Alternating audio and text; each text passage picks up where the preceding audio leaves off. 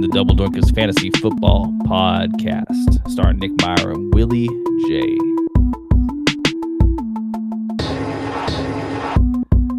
This week, we bring you the coaching carousel, the championship week, playoff implications for future seasons, all that fun stuff. And we also just really like talking about football, so we're just here to kind of talk about football too. But, we have a goal, we have aims, and that is to help you in the future and to help you right now. I'm going to go ahead and start this off because I don't think Willie's going to want to admit this, but the Bears had an amazing run to the season. And I will gladly admit it. I think that they surpassed my highest expectations, really, truly. And as stressful and as sad as that loss was, I had already emotionally given up after the fourth quarter. I don't remember if it was an interception or what happened, but the Rams basically got the ball back with 2 minutes or 3 minutes, and then that punt, that 50-yard punt, was like, oh wait, we're back. I thought yeah, it was over, and then that terrible punt. Um, that was also just, I'm sure as a neutral fan, that was a great game because it was, if Stafford had played better, it would have been more exciting, but that was a great game. I mean, I'll just Caleb Williams magic, as a neutral observer, like sure he threw the pick at the end of the game, right? And that's just something you're gonna have to live with. But like his I don't even know exactly what to call it. The intangible of being able to scramble for your life and throw the perfect dime to someone who there's no way he even saw this guy. I can't imagine that his eyes ever actually made contact with Komet's eyes in the back of the end zone. So like he Yeah, just tossed it to the exact right place and it worked. And he's done that. He's done that a lot. so many times, and Komet barely even moved. It was like he was running backwards, and I was like, no, what are you doing? No, no, no. It was like it was giving me flashbacks to the Niners game in the end zone.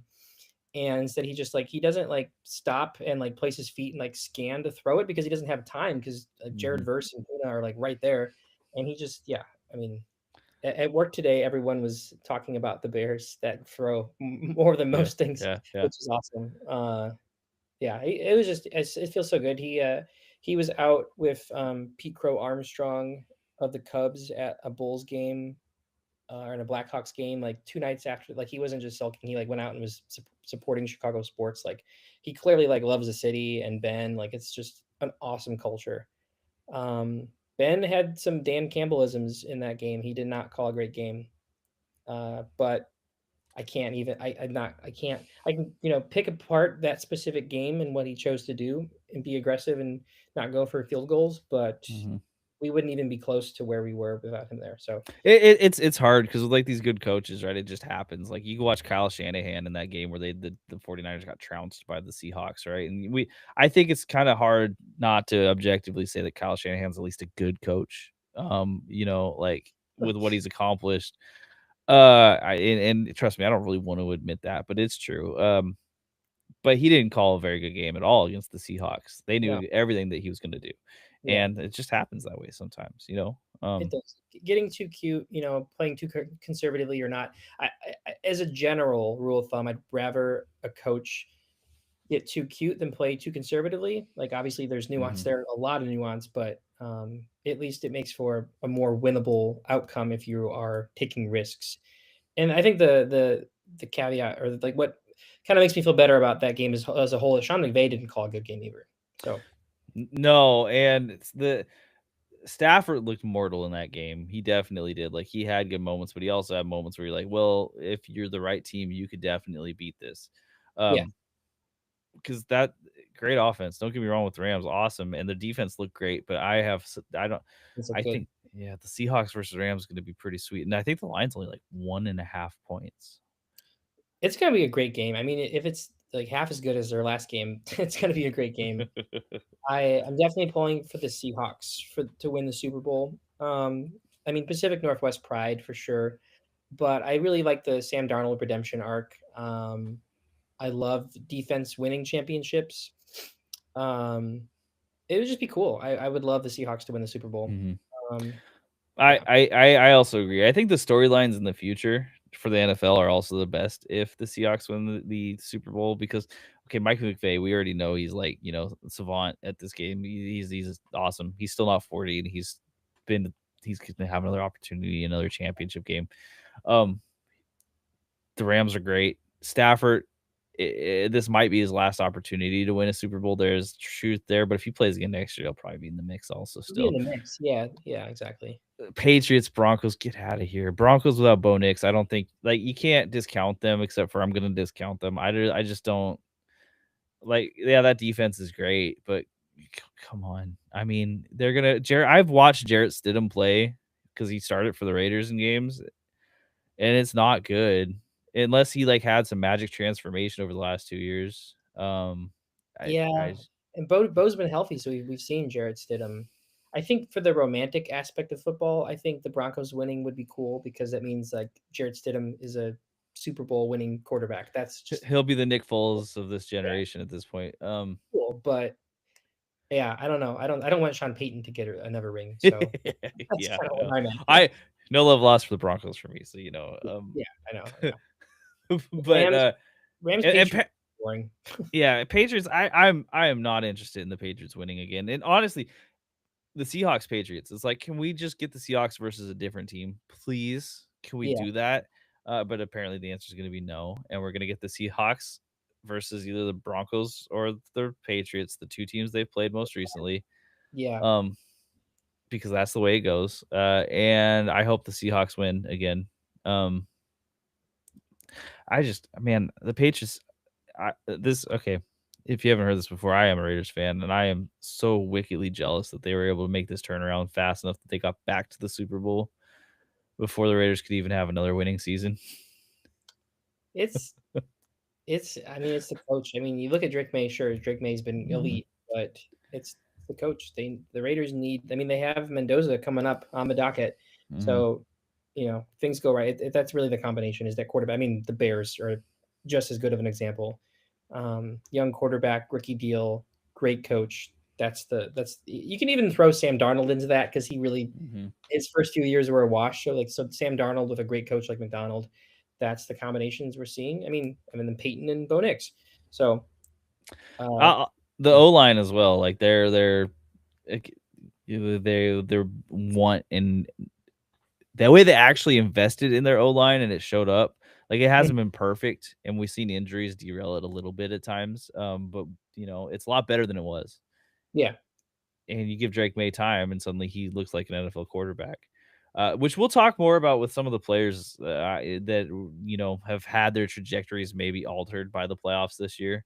hmm Um, because it's all important. And this is definitely a part of it. But I think first and foremost, I'm going to talk what's on my mind and what I think is on a lot of people's minds. We're going to talk about head coaching vacancies.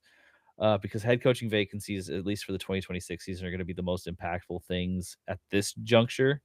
hmm The draft will be also probably likely just as impactful for a lot of the teams that are looking for coaches. And free agency, it's not usually as impactful for me except for a couple star names, but it will be important. But let's talk about the coaches because the coaches is where it starts. And I think if you could gather one thing from the 2025 season, at least if I could gather one thing from the 2025 season, is that coaching matters. It really does.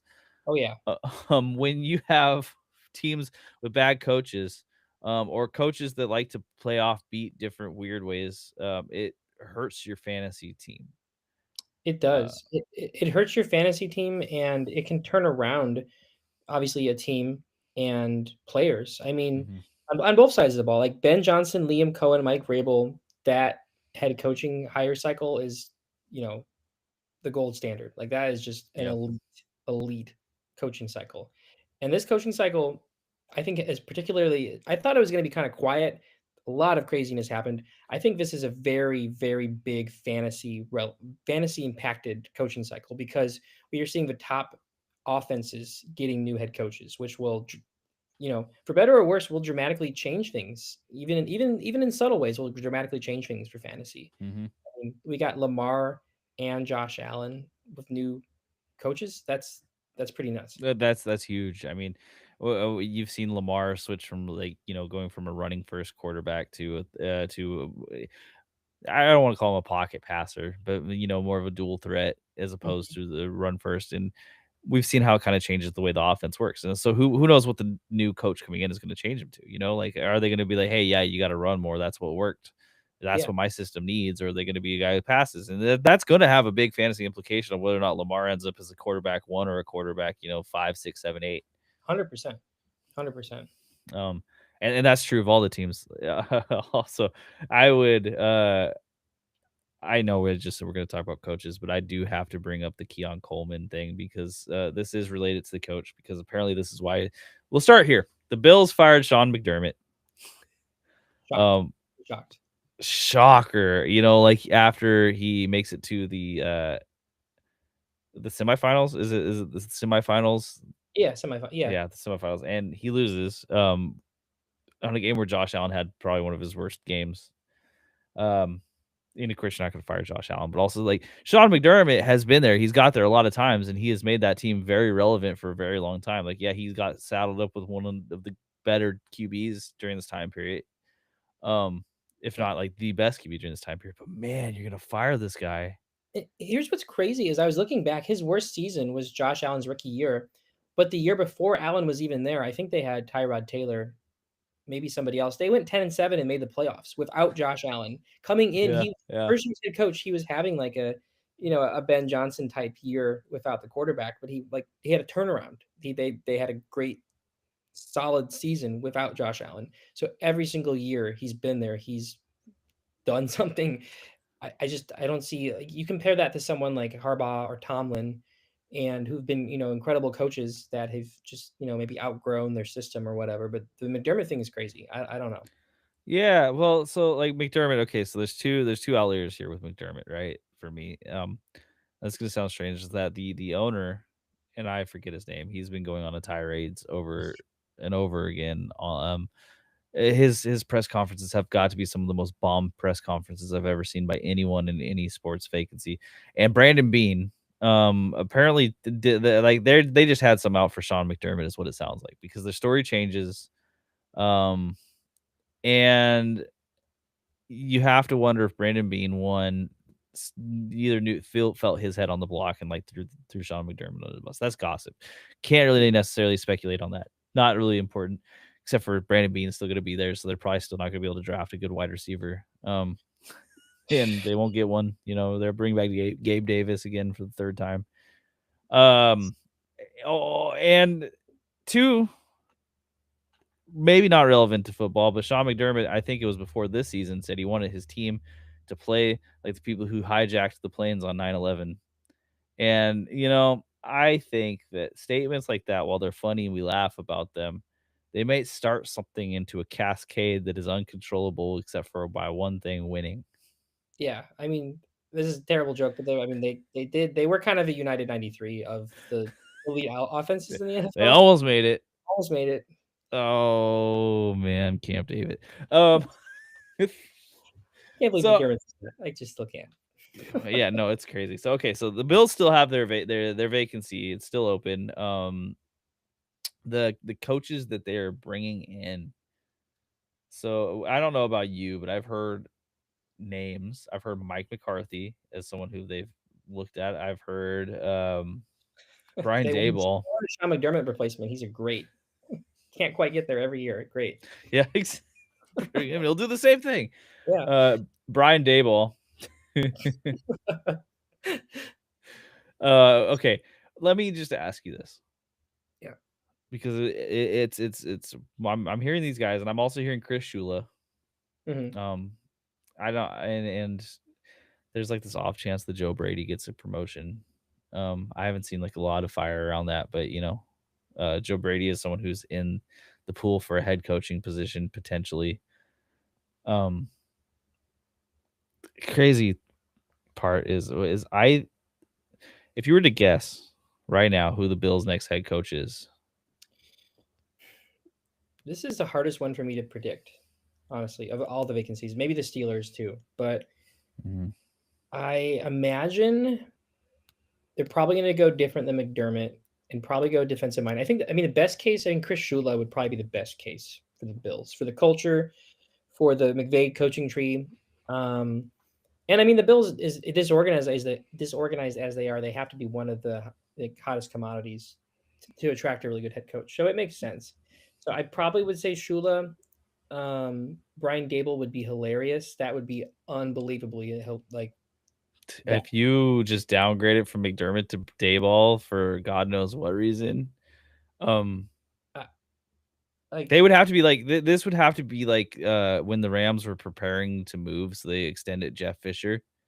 You know, where it's like this is such a shocking move that no one could have seen coming, and it is only because they really want the town to hate their team. I mean, he was there for Jared Goff's disaster first season, I think, right? Yeah, and then Yeah, McVay, yeah. yeah. And like it was clear that they knew what they were getting into because he was the forever 8-8 guy before anyone had taken that title, you know. So I could see I think Shula's the best choice also, but I think it's because like with the way this roster is currently built, you can't change that, and the GM is staying Brandon Bean, so it's going to continue to be built similarly. And you need a defensive coordinator that can make that defense really good. Yeah. Because this has to be a run first team. Even with Josh Allen, it has to be a run first team. They just don't have the firepower. If Kincaid is your top threat, you don't have the firepower to compete in an offensive battle. No, you Um, don't. I mean, and we defense, yeah.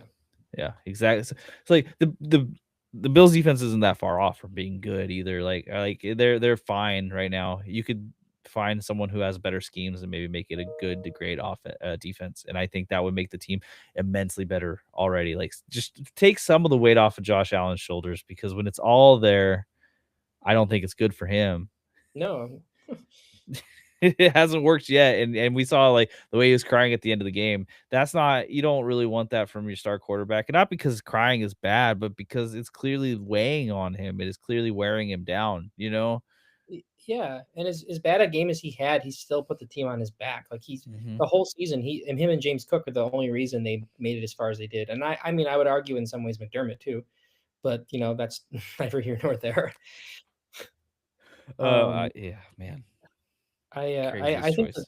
the wildest thing I'm gonna mention the Keon Coleman comment too, but I think Oh, the yes. wildest thing about all this is that the fact that they got rid of McDermott but kept Brandon Bean. Now, outside of drafting Josh Allen, what has he done? He drafted, Dalvin Cook's brother, He did you traded for know, Diggs. Okay, traded then, traded away Diggs, but Diggs was a great commodity when they had him at that time. It did really level up Josh Allen, yeah, gave him the confidence. Um, brought in Von Miller. that was good for a couple years and then Mhm. not. Um, Um, and if you're saying, "Oh my gosh, you guys are forgetting XYZ," there's probably a reason we forgot. It's because they haven't made the roster better. they did draft a good O line. I'll give him that. What I will say is just what strikes me as increasingly bad is just this weird version of throwing Sean under the bus for decisions that are very clearly not his and shouldn't have been his. Yeah, So Brandon Bean is talking about Keon Coleman or not Brandon Bean, the owner, Lurig. um, I keep wanting to say Leslie something. But I think I'm thinking of Les Snead. Yeah, we'll figure this out real quick. So Pegula. Oh, that's right. Yeah, So Pegula, he he makes comments about how it's whose choice Keon Coleman was, like as Keon Coleman's still on the roster, they're like, oh well, yeah, the coach really wanted him and we didn't, so that's really what made the decision. Meanwhile, they have videos of the war room that have been leaked already, like by the team, before that draft, where Brandon Bean the day before was like, yeah, well, that means no one else will get Keon before we get him, so that's awesome. And I just don't know why you do this. not to mention he's still on the team. He's on the He's team right now. What? Keon, he has to get traded. Like, if you think the Kuminga situation in Golden State is bad, this is the same thing.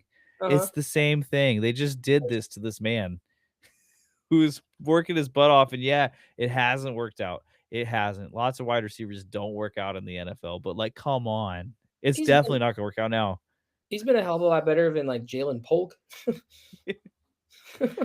Like I don't know what's going on, man. Like, who knows? Maybe I just I think the GM should be separate from the head coaches, but this is one of those areas where the way they're assigning blame just feels so bad that I think everyone involved in that team is going to be like lightly cursed next season. I Um, agree. I agree, especially the Patriots looking so good. mhm. The 49ers this year or last year, I had said the same thing about them. They're gonna be slightly cursed because the way the loss in the Super Bowl happened, and everyone was real upset, and Debo got pissed, and they blew up their team, and it sucked for a year, and then they did great this year.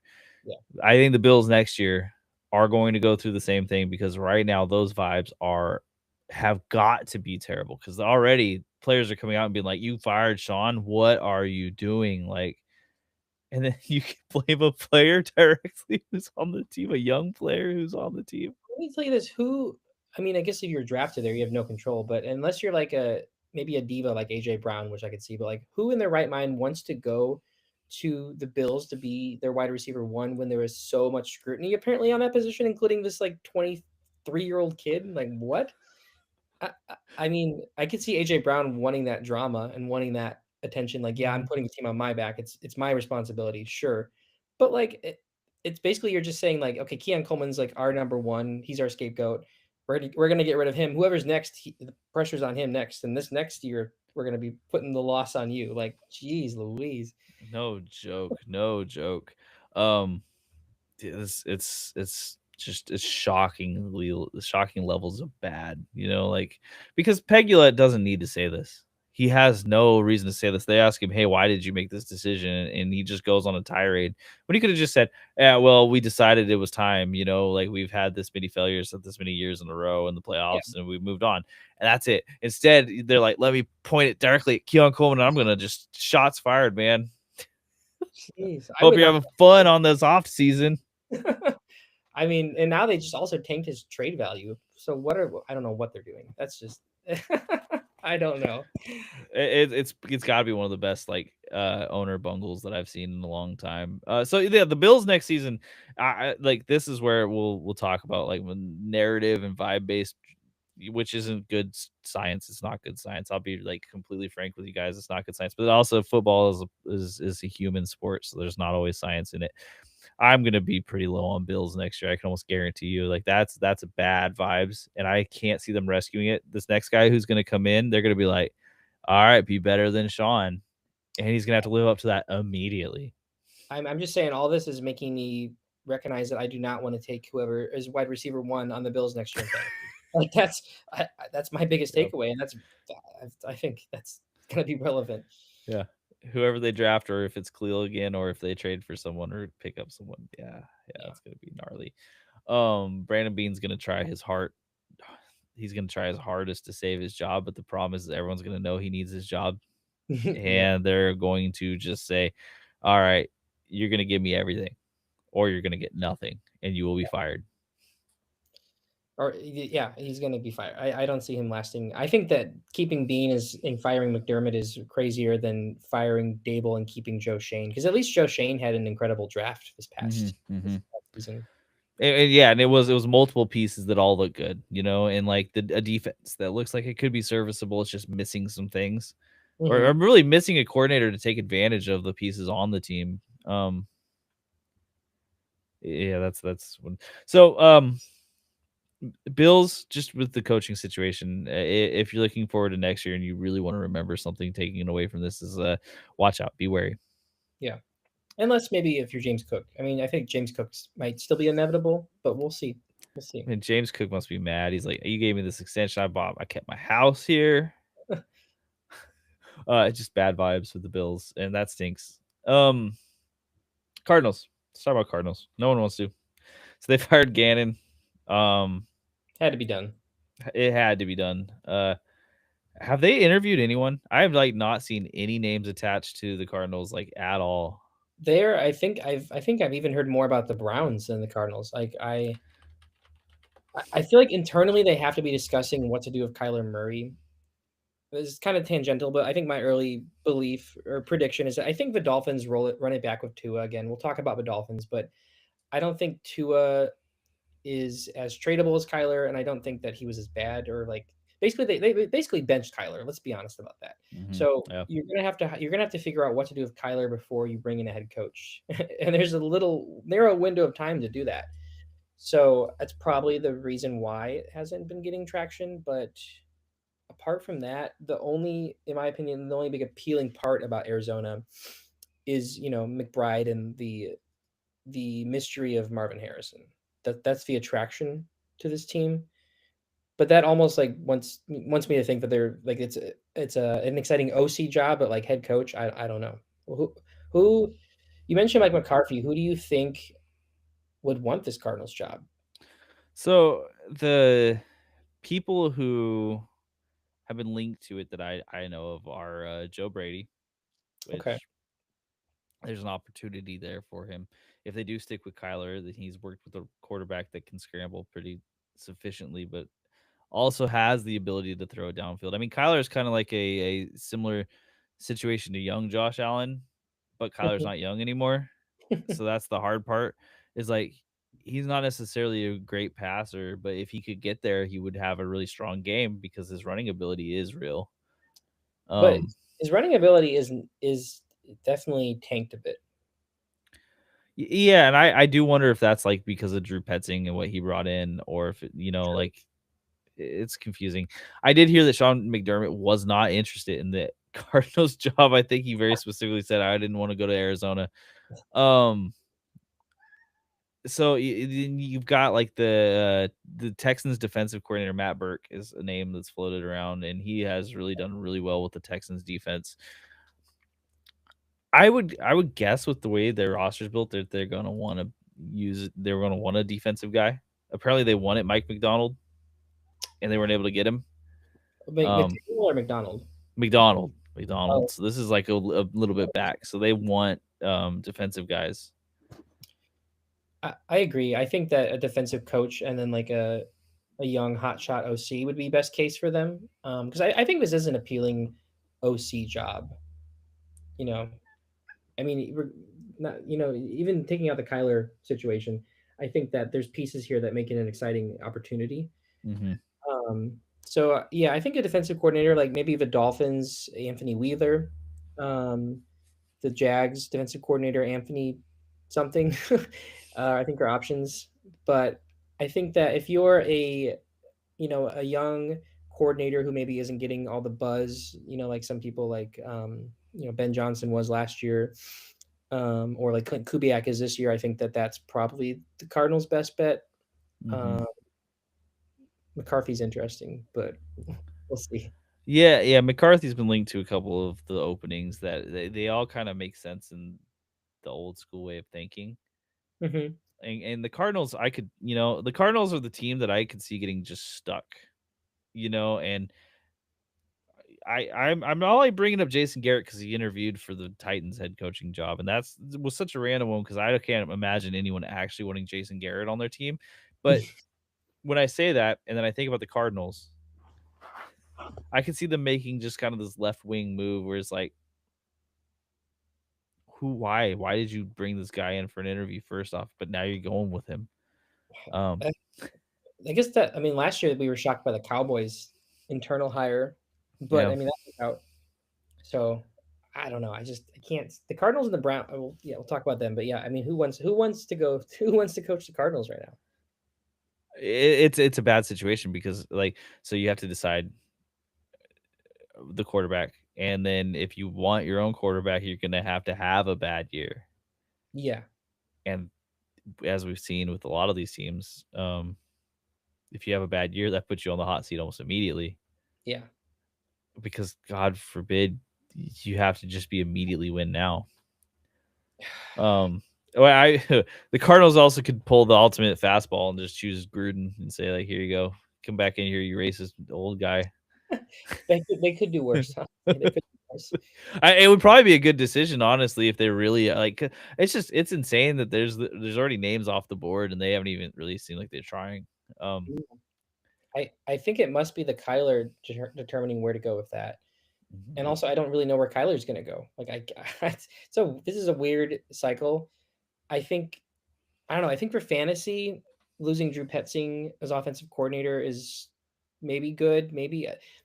I guess I'll say this: I think that Trey McBride's talent speaks for himself. So I Yeah, don't think it yeah. matters who coaches. I don't think it Hmm. matters who coordinator is. I think that he's still like a high end fantasy draft piece. So I wouldn't push any panic buttons on Trey McBride. No, and so you just be looking at Marvin Harrison Jr. and Michael Wilson. Yeah. And then the run game, of course, which I think the run game is up in the air right now because who knows what's going on with Connor. And then they definitely can't just rely on Trey Benson at this point. They're gonna have No. to bring someone in. I think a Trey Benson Najee committee. I mean, but Najee's coming off injury too. So Yeah, yeah. Nazi post Achilles would be pretty rough, I think. Um, yeah, not Najee. And we'll talk about these guys later. But what if like they go Najee, Kenneth Walker? They managed to swing for Kenneth. I mean, do they if they have a cap space to do it? There's worse options there. I don't know. God, the Cardinals are just. Oof. If they could find a way to get Ray Davis, there you go, boom, win. But I don't know. I don't know. The Cardinals are rough. I think that next season's going to be interesting, and I think that what you saw at the end of the season isn't necessarily what you're going to get, but I do expect that it's similar enough that you'll know. I don't want to draft any of these guys immediately very high, except for McBride. Hmm. Everyone else I would be really wary on. Um, they're like 8, 9, 10 flyers at best. Yeah, and I mean, even Wilson. Like again, I always sound like a Michael Wilson hater. I know he looked great, but like that could have been an anomaly. I'm not saying talent wise it was, but in terms of role in the offense, it definitely could be. Yeah, I mean, we saw Jerry Judy look great and then look awful all of this last year. Yeah, Michael Wilson doesn't have the pedigree to go where he's going to end up going in fantasy drafts, and like while that could be a great pick, we also don't know anything about where the Cardinals are going to go yet. yeah. There were. I think that starting the Bills and Cardinals was good because I think they're two of like three teams that I really just have no idea. Let's keep that part rolling because we're going to move on to the Cleveland Browns. They fired Kevin Stefanski, who has already found another job. They still don't have a quarterback. They still have Dylan Gabriel, Shador Sanders. Um, the Deshaun Watson still exists and apparently is on the sidelines. Like I think there's a non-zero chance that Deshaun Watson ends up starting some games for them next year, and that's disgusting. And it's the worst thing that should ever happen in football. And you should know that, but I also think it could happen. I agree. I mean, if he's gonna be healthy, which in theory he will be, like he has the most upside of any quarterback on that roster, unfortunately. So this is the Jason Garrett head. This is where Jason Garrett ends up. Yeah. Jason Garrett is my version of saying that no one should want this job. You have to get someone who is desperate to try to become a coach again, and that's Yeah, the I mean, guy. that's a great. I mean, honestly, that is who they're going to attract because it's someone who's desperate for a job. Because no coordinator with potential is going to want to commit to the Browns. I don't see it. I don't see it. A name that has gotten some interviews but isn't like highly known is probably who's going to be end up being. I can imagine someone like Patrick Graham, the defensive coordinator for the Raiders, someone who isn't highly touted but has done things with the bad unit. Um, Yeah, I mean that's what the Browns need. Yeah, I could see someone like that being hired and maybe having some version of success. The Browns have to hire a defensive head coach. I don't think that there's any question here because the defense is easily their strength. So you'd look that way. You say you want to defend someone who does defense, and then someone who is desperate for an opportunity. I think this is I don't know where I got this from, and this is maybe kind of crazy, but I think a defensive head coach who really flopped as a head coach, who's come back as a coordinator and has been great, is Vance Joseph of the Broncos. Yeah, yeah. You know, he I don't even know if he's being looked at. I think maybe he had an interview last year for a team, but that's kind of who the Browns would need. And I agree with you because if you if you're going to coach for the Browns, you at least are going to have the if the offense is terrible, which it very well could be, at least you're going to have a very good defense, very good defense. So even if you have a terrible season and you're a defensive head coach, you can point to the fact that hey, I came in and I Hmm. continue this great defense. Like I proved myself. There's something there. So Vance Joseph's not bad. I mean, you know who else fits that category though is Jim Schwartz, the current defensive coordinator for the Browns. Um, I can see that. They kept yeah, the GM. That says something. yeah. It's an interesting spot, but I would say just look for a defensive coordinator, um, who, yeah, again, I just agree in general. Like Vance Joseph makes a lot of sense to me because yeah, they want someone who needs another shot. They just need another shot, or they're not going to get a shot anywhere else. This is their opportunity. Um, This would be shocking, and I really hope he doesn't do it. But I mean, Dennis Allen also fits that mold. Don't think the teams are ready to hire him again, but he really proved himself as a great coordinator this year. Oh man, if the Browns hire Dennis Allen, I will crack up. If Dennis Allen is the head coach of a team that's starting Deshaun Watson, that might be the most unlikable team that's ever existed. Um, Oh. but yeah, but I mean that is a good point. Like Dennis Allen is the guy. Like if He's they not getting need a job. someone, He's not yeah, getting he's a job. no one else would offer it to him. Yeah, Um, and that's also one of the reasons why Matt Nagy, a name that's been thrown around a lot, I could also I'm see him fine. showing up there. Except for I really do think that they're going to go defensive. I would be shocked if they went anywhere else. I like your Jim Schwartz take too. I think that makes sense. Like maybe it's not maybe my prediction, but it makes sense because you're keeping the regime there. You have Watson, you got Andrew Barry. You just kind of higher up. I don't know. I don't know. It's Terrible. an ugly job as far as the offense goes. It's not going to change much until they get a quarterback that's worth his weight in anything. Yeah. Um, and with the injury to Judkins, you can't even look at this running back room as something you can get excited about next year. I Because I wonder. think Judkins will be out a significant portion of the next year. I think Dylan Sampson is a name to watch in fantasy. I mean, we talked about that last offseason and it came to fruition for a few weeks.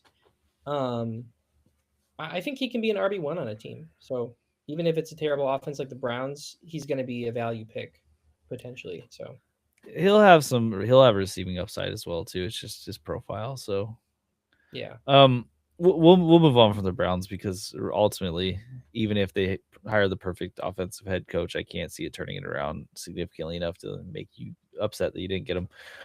So let's move on. I'm gonna keep this going with just teams you don't really want to talk about. Maybe somebody wants to talk about these. I'm sure somebody wants to talk about these guys. Oh, the Steelers. Let's talk about the Steelers. So the Steelers, they didn't actually fire their head coach. Oh gosh, dude, I can't be spacing on the guy who's been here forever's name right now. Mm-mm. Um, Mike Tomlin. yeah, Mike Tom. Duh. Of course, it's Mike Tomlin. The kid brain, man. I got 3 hours of sleep last night, but I don't need excuses. I'm here talking to you guys. So he stepped down. As everyone kind of like predicted would happen if they didn't do anything in the playoffs. Aaron Rodgers is now 2 for 2 and getting coaches killed. Woo. Um, wherever he goes next, be ready. Be ready. He's coming for your job. Uh, Aaron Rodgers may or may not retire, but I'm sure that he won't be a Pittsburgh Steeler any longer. Yeah, I think he's over there. And as a segue, Aaron, just retire. You don't look like you're having a good time. No, Stop pretending you're having a good time. Just retire. like he had his best season post Packers, but that's not saying much. He wasn't terrible this year, but again, like he doesn't have a future in the NFL. No, no, and like I can only watch Aaron looking so mad at every single person on his team because again, like with every single game that he's lost, I can kind of link it back to some weird behavior that he's had. When he stopped throwing the ball to DK because he has one drop, come on, dude, come on, you can't. It's the playoffs. You're not teaching someone a lesson. You're playing to win. Or the Garrett, like not letting Garrett get the sack record. Yeah, yeah. You're Yeah. just losing. You're losing. Anyways, so Tomlin leaves. Tomlin, who hasn't been linked to any head coaching opportunities elsewhere that I know of.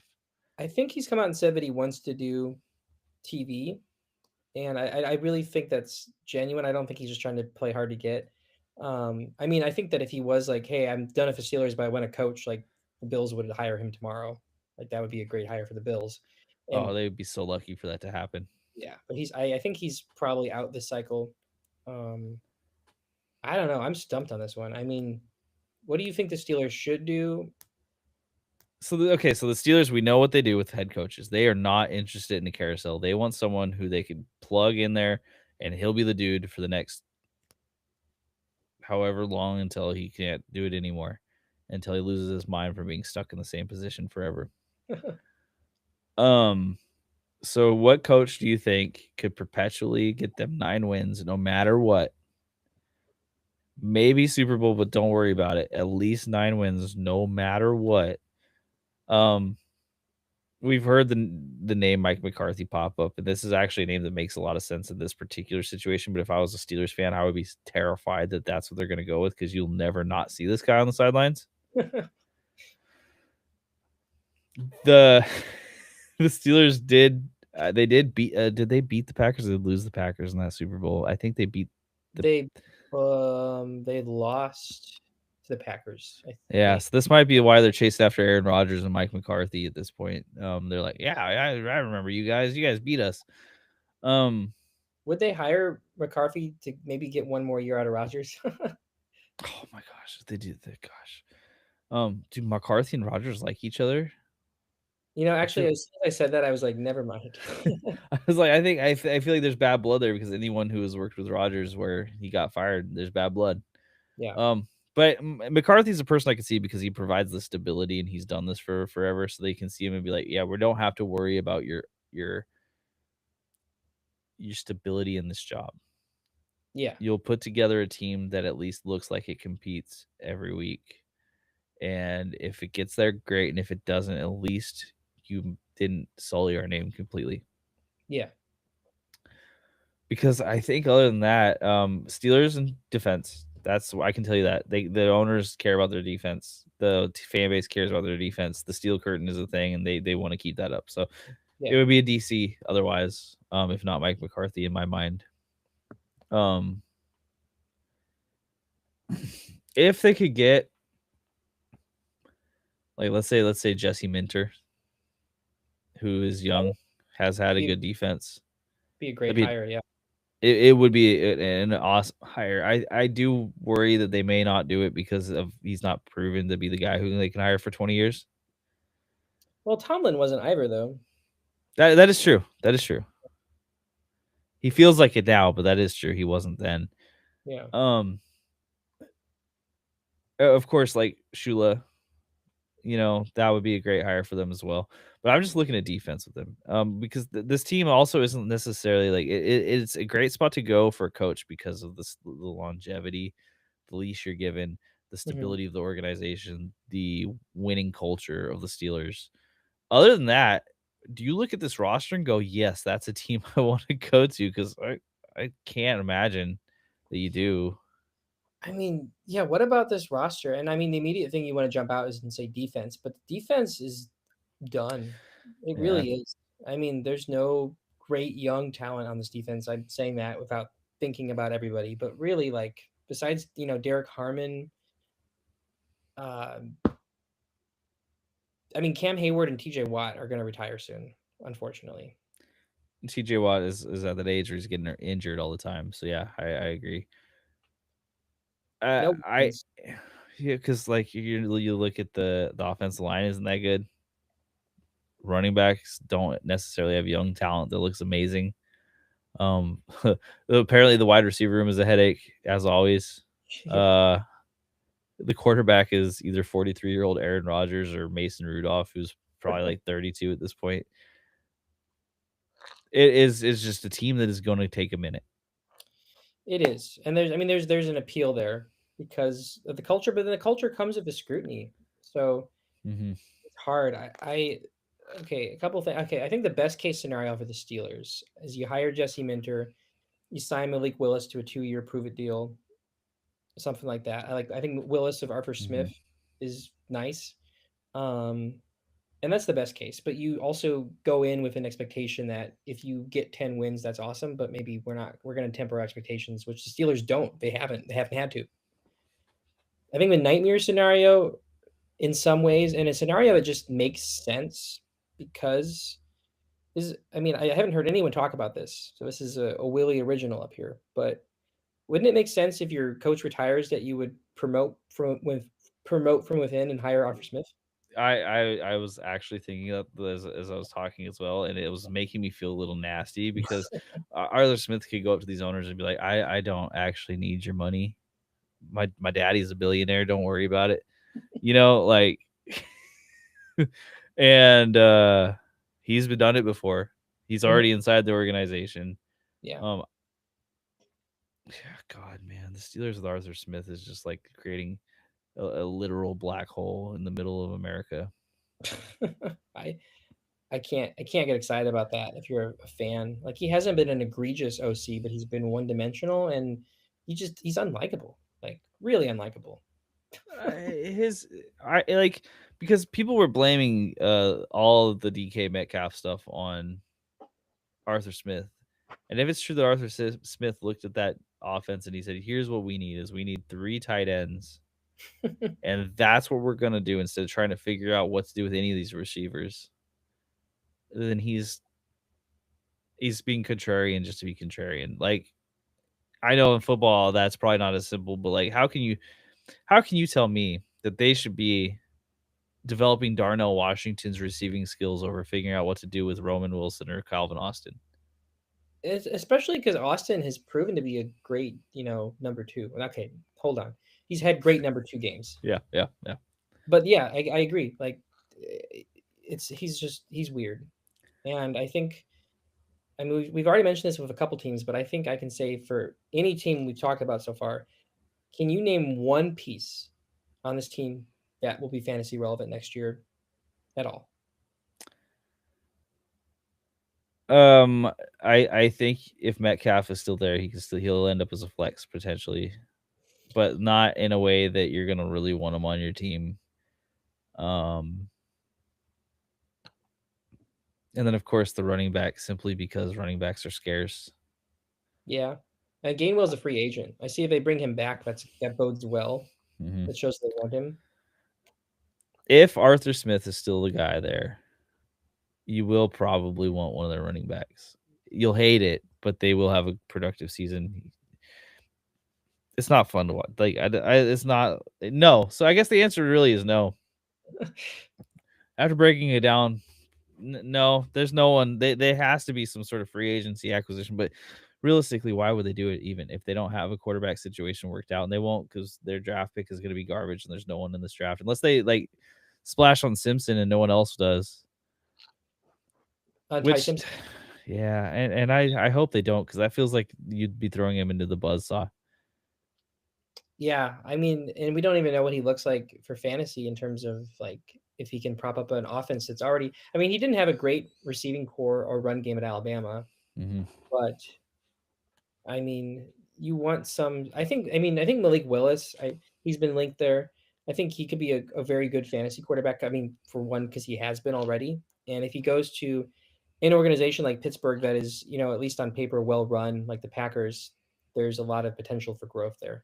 Again, it does come down to the coach, but he could be if he starts somewhere next year, I think Willis is someone to look at. If let's say you got Malik Willis and then AJ Brown goes to the Steelers with DK Metcalf still there, then I think you're kind of like cooking a little bit and you have opportunity there. I would still imagine Arthur Smith just running him on the outside so that way he can throw inside to Darnell Washington again. But I mean, okay, they get rid of Smith, hire Minter, bring in Malik Willis, trade for AJ Brown. I think Malik Willis has like QB1 upside, which is crazy, but honestly, he's looked good. so there's a path there, and the There's a lot Steelers. of things there, but yeah. The Steelers have like a winning, relevant culture, and I think that's an important piece of this because whoever they're going to bring in is going to be expected to win, even if they're rebuilding. Yeah.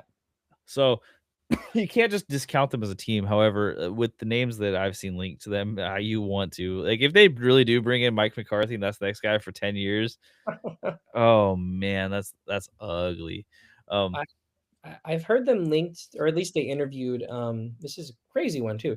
Rams passing game coordinator Nate Scheelhaas. I don't know how to say his name. okay. Which okay, Steelhouse. I don't know. one yeah, I like that. One, okay, McVay coaching tree, cool, but he's a passing game coordinator, and that talk about inexperience. That's kind of nuts. That's one of those things that like it feels like the some of these owners want to recapture the McVay magic. My team included, which we'll talk about later. But like that's something that who knows if they really want to switch the identity of this team, that's the way to do it.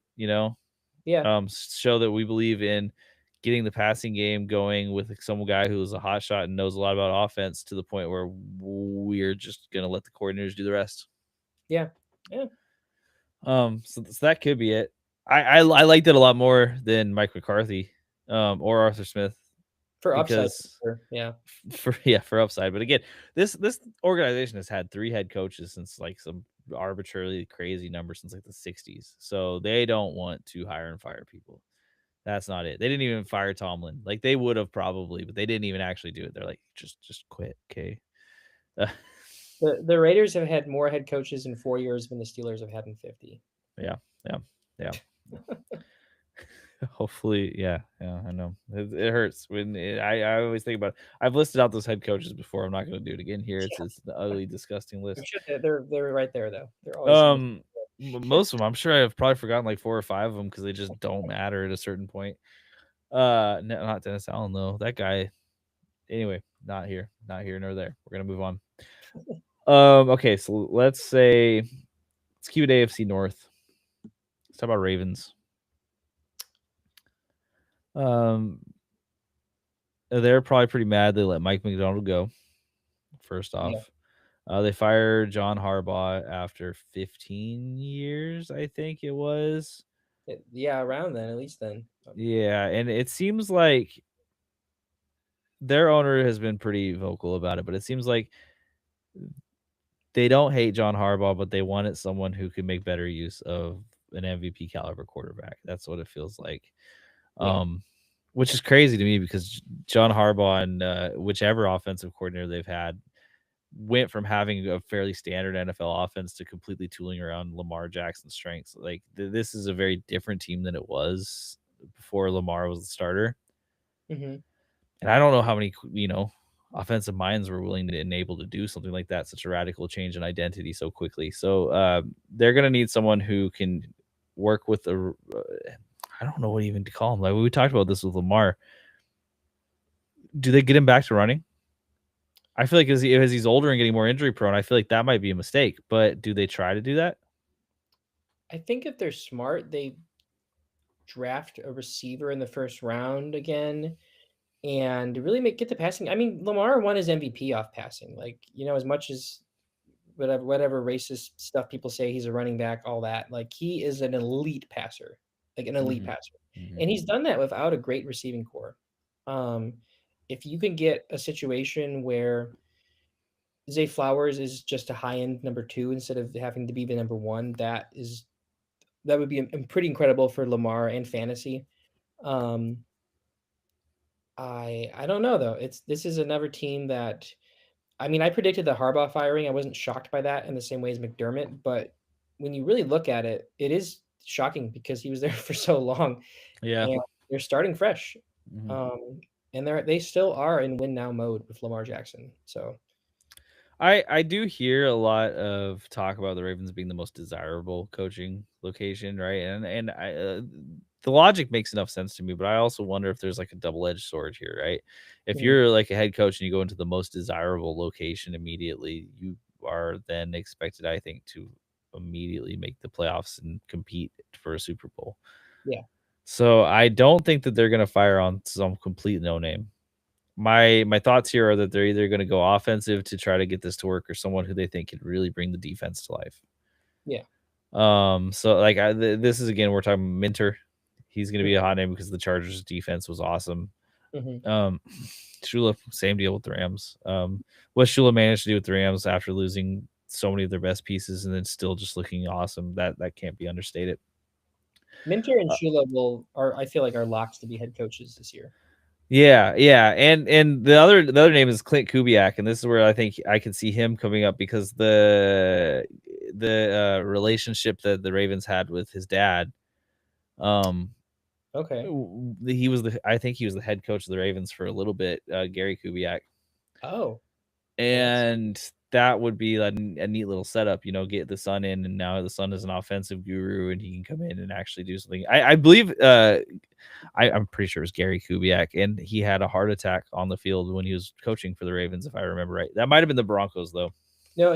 Maybe he was the Ravens OC. He was head coach of the Broncos, but he was the Ravens OC, I think, during prime Flacco years. Okay, yeah, okay. He was the head coach of the Broncos, and then he came back after the heart attack, I think, to work with the Ravens. Okay, yeah, I think I, that's I just remember he had a heart attack on the field at some point, and it changed his career trajectory. But they have history together, and I think they really like Gary Kubiak. Um, so there's a reason why I think Clint could end up taking that job. Um, because if the Ravens are the most desirable place, it shocks me that they haven't hired someone unless it's someone they're waiting for. yeah, exactly. I mean, especially if so many vacancies and a Mhm. lot. Yeah, and having them, yeah, them being the most desirable. I think that I think we can talk about Darnold. If the Seahawks win the Super Bowl, there's a lot for Darnold there. There's a massive contract extension. Kenneth Walker, if he can prove that he can get the run game done by himself, massive contract right Mhm. there for him. I think that in terms of all the Seahawks pieces, I think the most pressure or like the most opportunity there is for Clint Kubiak because if the Seahawks win the Super Bowl, Kubiak will be the number one hired coach anywhere. He can get Mhm. any job he wants, Yeah. 100%. So, and also if you look at it that way, I mean the Ravens can't interview Kubiak until the Seahawks are out. Same with Shula. Same with I guess no Chargers are out. But anyway, I think that's a big perhaps a big piece. So I think if the Ravens are smart, I think going with Kubiak, rebuilding that passing identity with Lamar, getting a receiver in there. The defense, it's going to be a desirable spot for a defensive coordinator too. So you can look at that separately. I mean, like Jonathan Gannon, that you could do worse than him as your defensive coordinator. Him and Yeah, you Coop, could. Mhm. that would be awesome for the Ravens for fantasy for real life. I think my gut's telling me it's probably going to be Kubiak. I did think about Jesse Minter because of the Michigan connection, but Harbaugh's not even there anymore, so that doesn't matter. Right, and I really think that they already know in their heart who they want, because I don't think you move on from Harbaugh without already having an idea, and that's Yeah, where, like, really understanding that, like, Gary Kubiak worked with them and they knew Clint at some point, because you don't just not know these guys' family when they're this high up in your organization. So yeah, Clint Kubiak is probably a known commodity, and they're like, "All right, well, he's ready. He's gonna get a job this season. It might as well be his this yeah. year. Let's go. Let's bring him in." I, Um, I think it would be an awesome hire, and I think that would get me excited for fantasy if you get an offensive mind in there. well, Clint seems to be really good at unleashing the deep passing game. The Hmm. way he uses the motions and the play action unleashes deep passing. We saw it with the Saints and what he was able to do with Carr and Rashid Shaheed. And that's not a good combo when you say it like that. Like Carr and Rashid Shaheed should not have been elite, but they were elite for a minute. Um, can you imagine like Lamar Jackson finally just being able to unlock those perfect deep passes? Because he's at his best when he's chunking.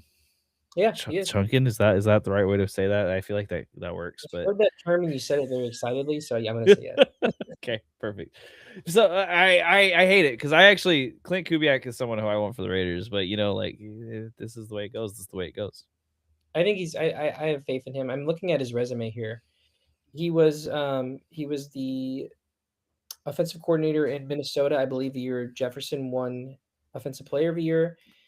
He was the passing game coordinator in Denver the year that Cortland Sutton had his really big pre-Bo breakout year. He was the passing game coordinator in 2023 for the Niners, which I think was the year they made the Super Bowl.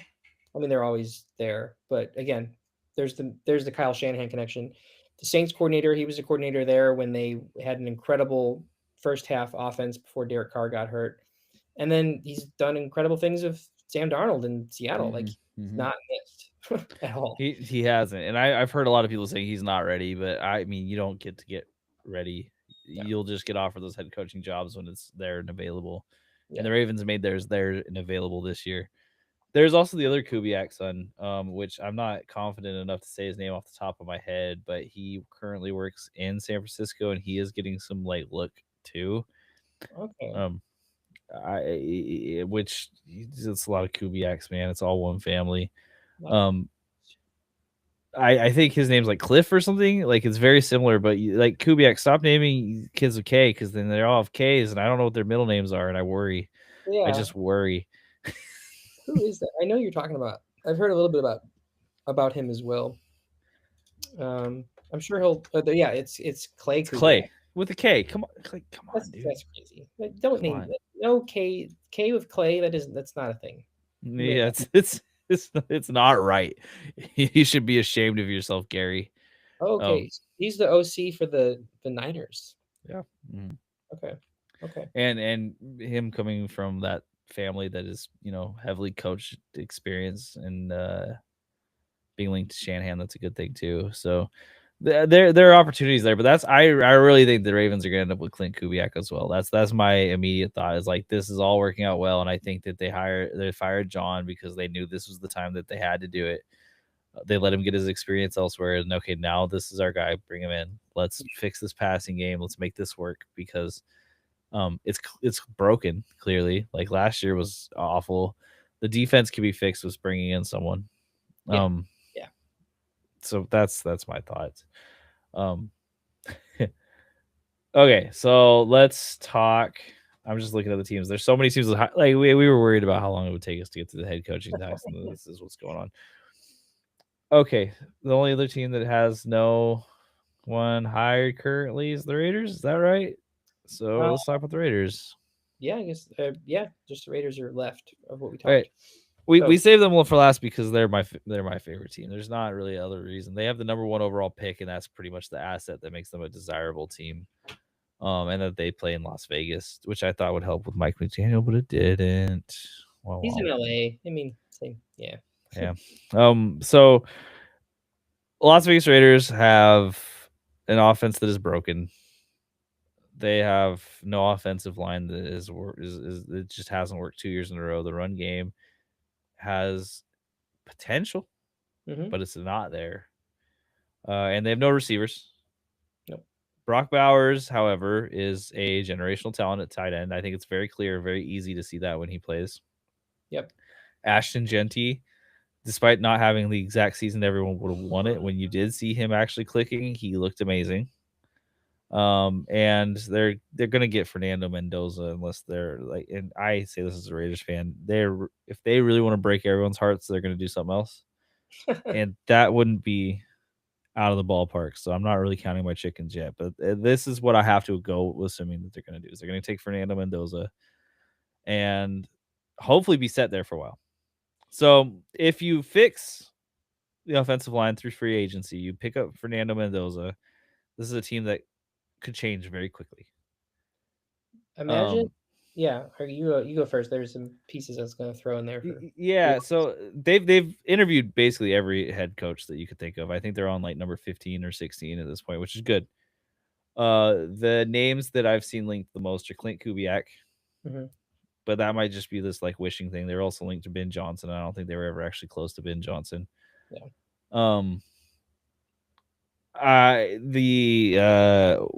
Davis Webb, I believe the quarterback coach for the Broncos. He was a Giants quarterback. I feel like he was. I remember him like in 20. Not long ago. He's 30 years old, 31 years old. Oh, He's yeah, very no. young. But he also is linked to Cliff Kingsbury, so there's something there. Those two are the ones that I've seen linked the most. They also have interviewed Jesse Minter and Chris Shula, but then they're also leaking things that they want to go offensive. So Makes sense. it does make sense. I think their offense is closer to being a powerhouse than their defense is. The defense is closer to being okay. And I think that's it. That's it. They're close to being okay. They're nowhere close to being great. So as a fan, first off, I'll tell you, if I don't get Clint Kubiak, give me Davis Webb. Let's go ahead. Let's try this thing. Just balls to wall. Davis Webb, bring in Cliff Kingsbury. They can both work together. offense. I don't love Cliff Kingsbury, but if you have an offensive head coach with him as the OC and he's not necessarily the one calling the plays alone, I think he could get something going there. I mean, he Um, was damn good. I mean, this year notwithstanding, he was pretty damn good in mhm, Washington last year. mhm, He unlocked Jaden Daniels with a defensive head coach, so he could mhm. do worse. 100%. And then you know who like the defensive coordinator. I do care. Don't get me wrong, but also who cares in this particular aspect of it? This isn't a team that's going to compete next year, even if the offense steps up. This division is too stacked. Yeah, They're going to take 2 years at least to get back within anywhere, and that is optimistic, saying 2 years could do it. They also need a coach that they're going to give a leash to, though. And this is where I do worry about Davis Webb. If he comes out and stinks immediately, does that leash exist? Um, Whereas with Clint Kubiak, I could see them being like, "All right, man, here, take your here's your 8-year contract. Let's do this thing." yeah. Um, but I don't know. I just think with Brady being there and the talks wanting an offensive coach, they're going to try to swing. Brady is a guy who thinks he's smarter than every single other person in the world, and he's going to try to prove that. And that's where Davis Webb makes a lot of sense to me. He's going to see him and be like, "Oh, I know that guy. He's going to be the next head. He's going to be the next greatest thing ever." So that's why he's our head coach. As far as I don't know. Okay, outsider viewpoint. What do you see? I think there's a name here that hasn't been talked about much, kind of for obvious reasons, but I think that you would be elated to have. And I think that if he decides to return to coaching this year, any team would see him as a winner for the most part and someone who can build a culture. And that's Sean McDermott. Like, I mean, McDermott kind of shock fire probably on his end, but I think if Sean McDermott came in here and did like what he did, and this is a big ask, obviously, but like what he did with Josh Allen, and he gets like another young, high upside quarterback to develop, like that's a very appealing position. I think. Yeah, I have agreed on a lot of the Raiders ideas that going through with someone who has been around for a long time and hasn't had success is probably not the way to do it. However, Sean McDermott has had success and he's had it in a place that the Bills and the Raiders are a lot closer in organizational rankings than you want to believe because the Bills have been Oh, good lately. The Raiders haven't, but there was a long time that the Raiders were good and the Bills weren't. So, yeah, he could come in and he could potentially fix this. And if he was hiding whatever awful garbage I saw from their owner Pegula this last week, and McDermott was managing to keep that under wraps, that's the exact sort of person we need for Mark Davis. Someone who comes in here and is like, I got this, bro. Just like yeah, yeah, head off, go away. yeah, We're chill. The only reason I could say that this might not happen for sure is because I bet you after all of the things that went down, Sean McDermott's going to want to have his own GM. yeah. And I think that Brady is already like they've already said Spytech is the GM no matter what. And that makes sense to me also because they need to build some stability somewhere. And Spytech, like, I mean, so wait, was he new this year? Yeah. Mhm. Because they fired the other guy, Tom Telesco, Yeah. for Yep. drafting Brock Bowers. Like, okay, thanks for drafting Brock Bowers. Goodbye. Is- you can't explain the decision making all the time. I think Tom Telesco really didn't want Pete Carroll, and Yeah. that's who they ended up having to settle for. And they're like, okay, well, Tom, sorry, you're out. Um, it doesn't make a lot of sense to me otherwise, but that's okay. Whatever. Spytech seems to be competent at this point. Yeah, I mean, Um, they had a decent draft. I mean, they got rid of Jacoby Myers at the right time. I don't know whatever big moves they've done. They it tanked. wasn't really anyone's fault that Christian Wilkins No, yeah, went the way it did because it sounds like that was a whole real scenario that was bad for locker room, yeah, just bad all around. And that was a big piece of that team because that was the other D lineman that was supposed to like terrorize people with Max Crosby, and it just didn't happen. yeah. So yeah, I don't know. I would love Sean. I would love Sean McDermott. I just could see that there was probably barriers between this happening, unless Sean's also like, yeah, I love those guys. Um, Uh, I think Vegas would probably be the most appealing spot for McDermott for a lot of reasons. I think he wouldn't have a scrutiny of like Pittsburgh or Baltimore. There's kind of like a little bit more behind the scenes, but I think if McDermott coaches this year, I think the Las Vegas would be my pick of where he goes. But I think that he's probably going to pull a Mike Vrabel and take a year off and then come back to like the best opening because he'll be like, I mean, I would believe like number one on head coach lists next Yeah, year. it would be probably between him and Tomlin at that point if Tomlin also re-enters. Yeah, yeah, I have a feeling one of these guys is going to end up getting the Chiefs head coaching job because you'll see Andy Reid retire or something. that, yeah, I that's mean, it. Yeah, no, and this isn't hatred toward Andy Reid. Andy Reid's just older and he's done it all. Like yeah, as this team is enough. going to go through like next phase, head coach might be part of that next phase. Yeah, I don't know. These are the names. They've interviewed far too many people. I will tell you the two people that I definitely strongly don't want that they've looked at, and that is Vance Joseph and Matt Nagy. Please, no, for the love of God, do not give me either of these guys. If you give me Vance Joseph as the head coach for the Raiders, I might actually quit being a fan. Like you can't give me Vance Joseph. Don't do that to me. We can't take another Denver Broncos failure. no. It's hurt me too much already. There's no chance of this happening because he's already said he's not going to coach in the NFL. But I think that the Raiders' dream would probably be getting Kurt Signetti. Like if Kurt Signetti was like, "Yeah, I want to follow Mendoza to the NFL," the Raiders would hand him a 10-year contract. Like that would be a lock. I think so as well. And it would be great, probably. I think that 10-year lock wouldn't be a bad way to do it. Like they really need to like lock someone in, like give away so much money that you just can't get out from it. Yeah, yeah, Because God, no matter what. Okay, so Antonio Pierce was a bad choice, right? That was clear. And his post Raiders interviews have been just god awful. I really despise that man. Um, and Pete Carroll didn't work, and he was old, so that wasn't going to work. And Josh McDaniels had opportunity, but also was just terrible as a head coach. yeah. Everybody. Um, yeah. So like, I know that they want someone they can sit there for a long time, right? This is where Davis Webb scares me a little bit, is because he could be another Antonio Pierce. There's the potential there that he hasn't had enough head coaching experience. He's got to bring in other people, Mhm. and those other people, you can't fake it with 38 different coaches brought in to help you save your head coaching job. Yeah, So, gosh, I don't know. I think Clint Kubiak is the one you want, but I think that he's going to the Ravens. So, if not him, go with Jesse Minter, honestly. yeah. There's some stability. I mean, he's a championship winner with Mm-hmm. Michigan. So there's that college connection there too. Yeah. I think that like you need someone who with Mike McDonald, we're seeing it already. You need someone who can bring that stability to a team. Like the Seahawks should in theory be in they're in between two different phases because the ownership group right now is meant to be a temporary ownership until they can find a more permanent one. And they just struck gold with a guy who seems to just be the presence that holds them together. Yeah, And yeah. gosh, the Raiders need the presence that holds them together. And Fernando Mendoza and a guy like that could go a long way to rebuilding culture very quickly.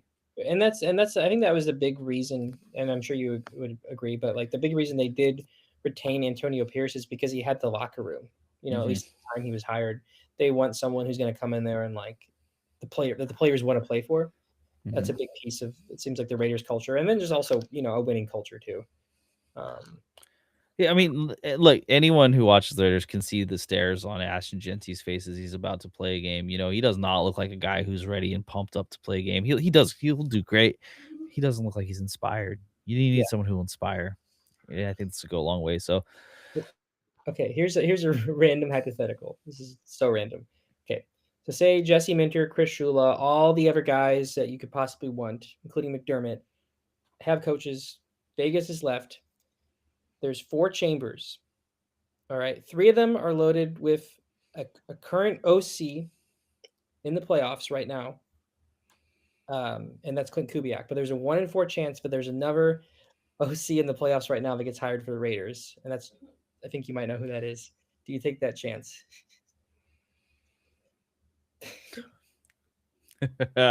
um, I don't think that. No, I don't think you can. The 25% chance that McDaniels comes back, because someone's gonna get murdered. Yeah. I Yeah. do think like he's the one coach. So it's the Raiders. I'm sure every team has their version of this, right? But it's like once a Raider, always a Raider, right? There's very few exceptions. Like Randy Moss is one of the exceptions. Warren Sapp is one of the exceptions, and Josh McDaniels is one of the exceptions. There's not that many, but there's a few, Yep. and he's one for a reason because like you have to remember before the Raiders went on this incredible losing skid. They were flirting with the playoffs. They were in the playoffs, like the year before they got Josh McDaniels. They made the playoffs. And they almost beat the Bengals, who went on to the Super Bowl. They were one play away. Who did they fire the year that McDaniels was hired before? Oh, Gruden. It Okay. Yeah, so that was was Gruden and then Bisaccia, but Bisaccia is oh, not. He's not a. You can't. yeah. Bisaccia was the Antonio Pierce of the time. That would have just went as poorly. He's been doing great on the Packers special teams, and I love him. So The players love him. The players do love him. But you can only take that so far. You really can only take that so far. yeah. So if you got anything out of this, it's that we don't really know what they're going to do because they've interviewed everyone, and it's really up to the coaches. I think there's a level of coaches where it's like you can take this job or you can go take a different job. Mhm. My actual dream underneath this all is that Mike McDaniel is just joshing. He's not going to the Chargers, and he ends up as the head coach of the Raiders. I just have a feeling he would work so perfectly with this team. He's a combination of great offensive mind with a big culture, charismatic locker room guy. That's what the Raiders. That's their bread and butter. Like He's it like would a just fit wholesome so well. John. It's like a wholesome John Gruden. Yeah, exactly. Like John Gruden with I love the idea of him walking around the hallways with a bat trying to scare the players to make him more physical, and the fact that it actually works. Like, can you imagine just Mike McDaniels, the guy pops out, I was like, haha, I've got my violent bat. You're like, I'll go beat someone up for you. Okay, let's talk about the coaches that have been hired now. So I'll start with the Dolphins. We're going to talk about the Dolphins. They hired Packers defensive coordinator Jeff Hafley. I don't know. Packers defense has been. I'm going to say it right here. I think they underperformed this year. Like what this is one reason like this is shocking to me is that defense looked like it should have been killer, and then people figured it out. Yeah, and it wasn't so killer anymore. So I don't know what his coaching tree is. I don't know what Hafley's coaching tree is. Does he come from like the Ravens or something? Like is he comes from college. He was at Boston College for a couple years, at least. I don't know if he's been in the NFL before, but he built a culture at Boston College. Okay, cool. But I guess he was respected there, and he had a good year last year, or 2024, without a lot of talent. And then they brought in Micah Parsons, obviously. I guess they had Xavier McKinney. So there was a lot of talent on paper with the Packers this year, and I think they did underperform relative to expectations. I mean, first half of the season, Packers defense was pretty elite. Even before the Parsons injury, they kind of fell off. I don't think it's weird that he got an opportunity to be a head coach. It's just weird that the Dolphins filled that role so fast with him. When they could have waited and maybe got a Robert Saleh, who's proven himself. It's an interesting hire. It was interesting the way they did it, right? Because they didn't fire Mike McDaniel immediately. Yeah, They kind of sat on it for a minute, and then when you fire him right after Harbaugh gets released, you think, oh, they want to make a splash on one of these big names. yeah. And then they get the defensive coordinator for the Packers. Stephen Rossi's an interesting guy. And I don't necessarily mean that as a compliment. So he could just be. I feel like it could just be like random impulses of this dude. He's like, yeah, I like that guy. I like get him in here. Take him. They also hired the Packers assistant GM as their new GM. But if you're gonna emulate the Packers, okay, you don't have the talent or the quarterback to be solid like the Packers are. Look, I've seen this happen before. When the Raiders hired Reggie McKenzie, and then they went out and got James Jones, and they decided let's try to be Packers. and it doesn't work that well unless you have Aaron Rodgers throwing the ball. It turns out, Yeah. or Brett Favre or Jordan Love, and even with Jordan Love, it hasn't worked as well as the other two. So, Yeah. okay. So, question. Mhm. Maybe the thing here is that Jeff Hafley is a really tough dude, because that was always the thing about Mike McDaniel's, that these teams lack resiliency, they lack toughness, they can't play in cold weather. Mhm. It's kind of the weird voodoo stuff that, like, there's some truth to it, but I think that maybe like this generic version of toughness that like they're not manly enough isn't necessarily a great explanation. Yeah, I wonder if Jeff Hafley just came in there and like manosphered. He's just like, I'll only eat raw meat and I'll make sure my players only eat things that are bleeding still. And then, and they're like, oh my God, he's going to change our culture overnight. I mean, yeah, if you look at it that way, like that, I mean, McDaniel is the opposite. He's just very light and like different than that, and it's Mhm. very admirable and like a fun coach. But I mean, yeah, if you look at the possibility of Hafley just being the opposite of McDaniel, that makes sense. And I mean, the cold weather thing, like he played, coached in Boston and Green Bay, so he knows about that. Right. Um, I don't know what on this team. I mean, Tyreek Hill's probably gone. He's got to be gone. Yeah, Even if he's back, he's not going to, like, his speed is his thing. He's not going to be the same guy. I think with the Hafley hire, I think what they're trying to do here is build, hopefully, an elite defense. They're like just doing the opposite, hopefully building an elite defense. I think they're going to see what Tua's got for one more year. Like he's not I don't great. know what other options they really have. Yeah. There's not a ton out there for them, so I think that makes sense. There's definitely, the Malik Willis connection with the GM coming over as well. But, you know, you still have to pay Malik Willis because he's not on a rookie contract anymore, and paying Malik and Tua, like there's not opportunity to bring in free agents there with that. Yeah, so let me ask you a question about next year. Yeah. And it's the question that's most on my mind. Mike McDaniel's being gone, the defensive coordinator being the hire as the head coach. We don't know who the OC is yet. Um, but I'm going to guess that it's not going to make a significant change who it is. Mhm. Devon Achan. It's a hard one to say. It's really, yeah, it is, isn't it? So he seems like he's an elite talent, but we also know that Mike McDaniel seems to have the ability to make running backs elite talents as far as fantasy goes. Yeah. Because he really unlocked Raheem Mostert, where Mostert looked okay at other places, but he really unlocked him as a geriatric running back. Yeah. Um, what do you do with Devon Achan? Like, let's say you're in the dynasty league, do you go trade for him if it's possible, or do you trade him away, hoping to get value on what he's done? I think you probably trade him away.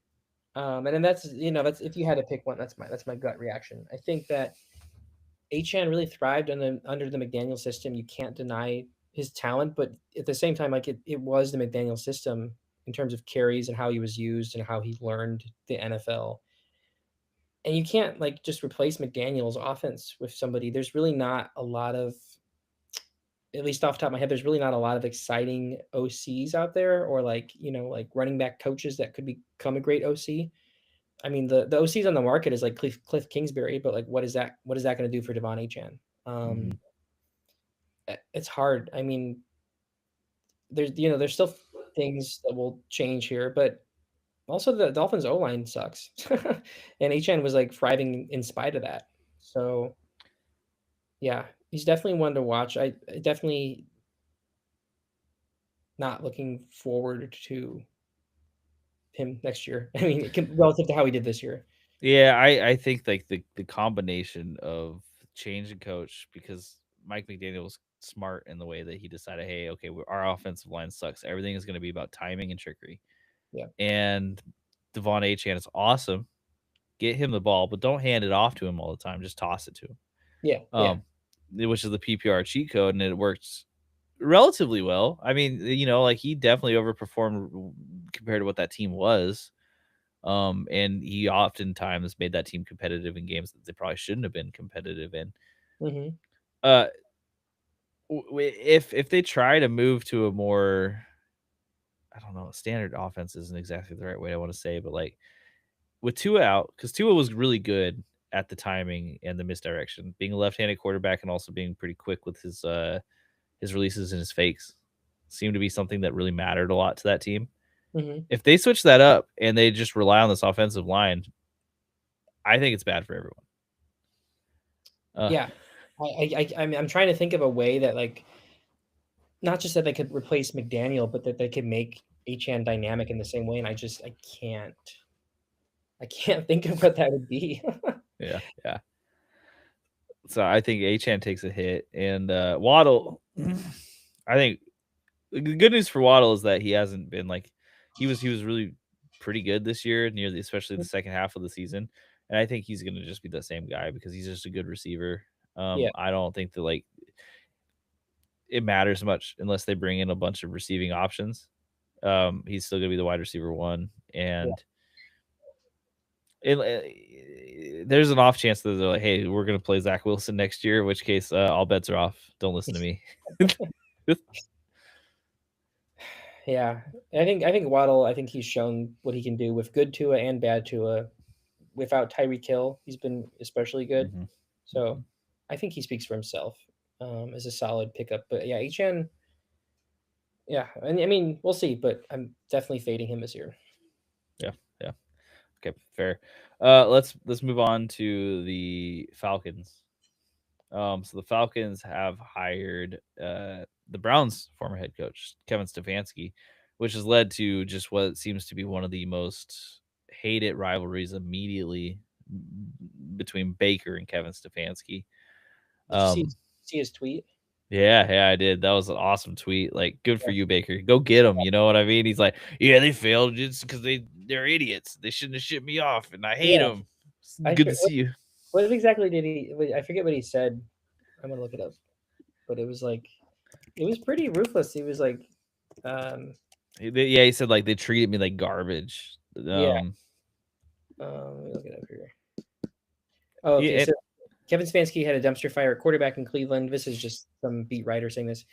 Baker Mayfield and Deshaun Watson failed, started chain reaction of 11 starters. And then Baker said, failed is quite the reach, pal. Still waiting on a text/call from him after I got shipped off like a piece of garbage. Can't wait to see your coach. I love it.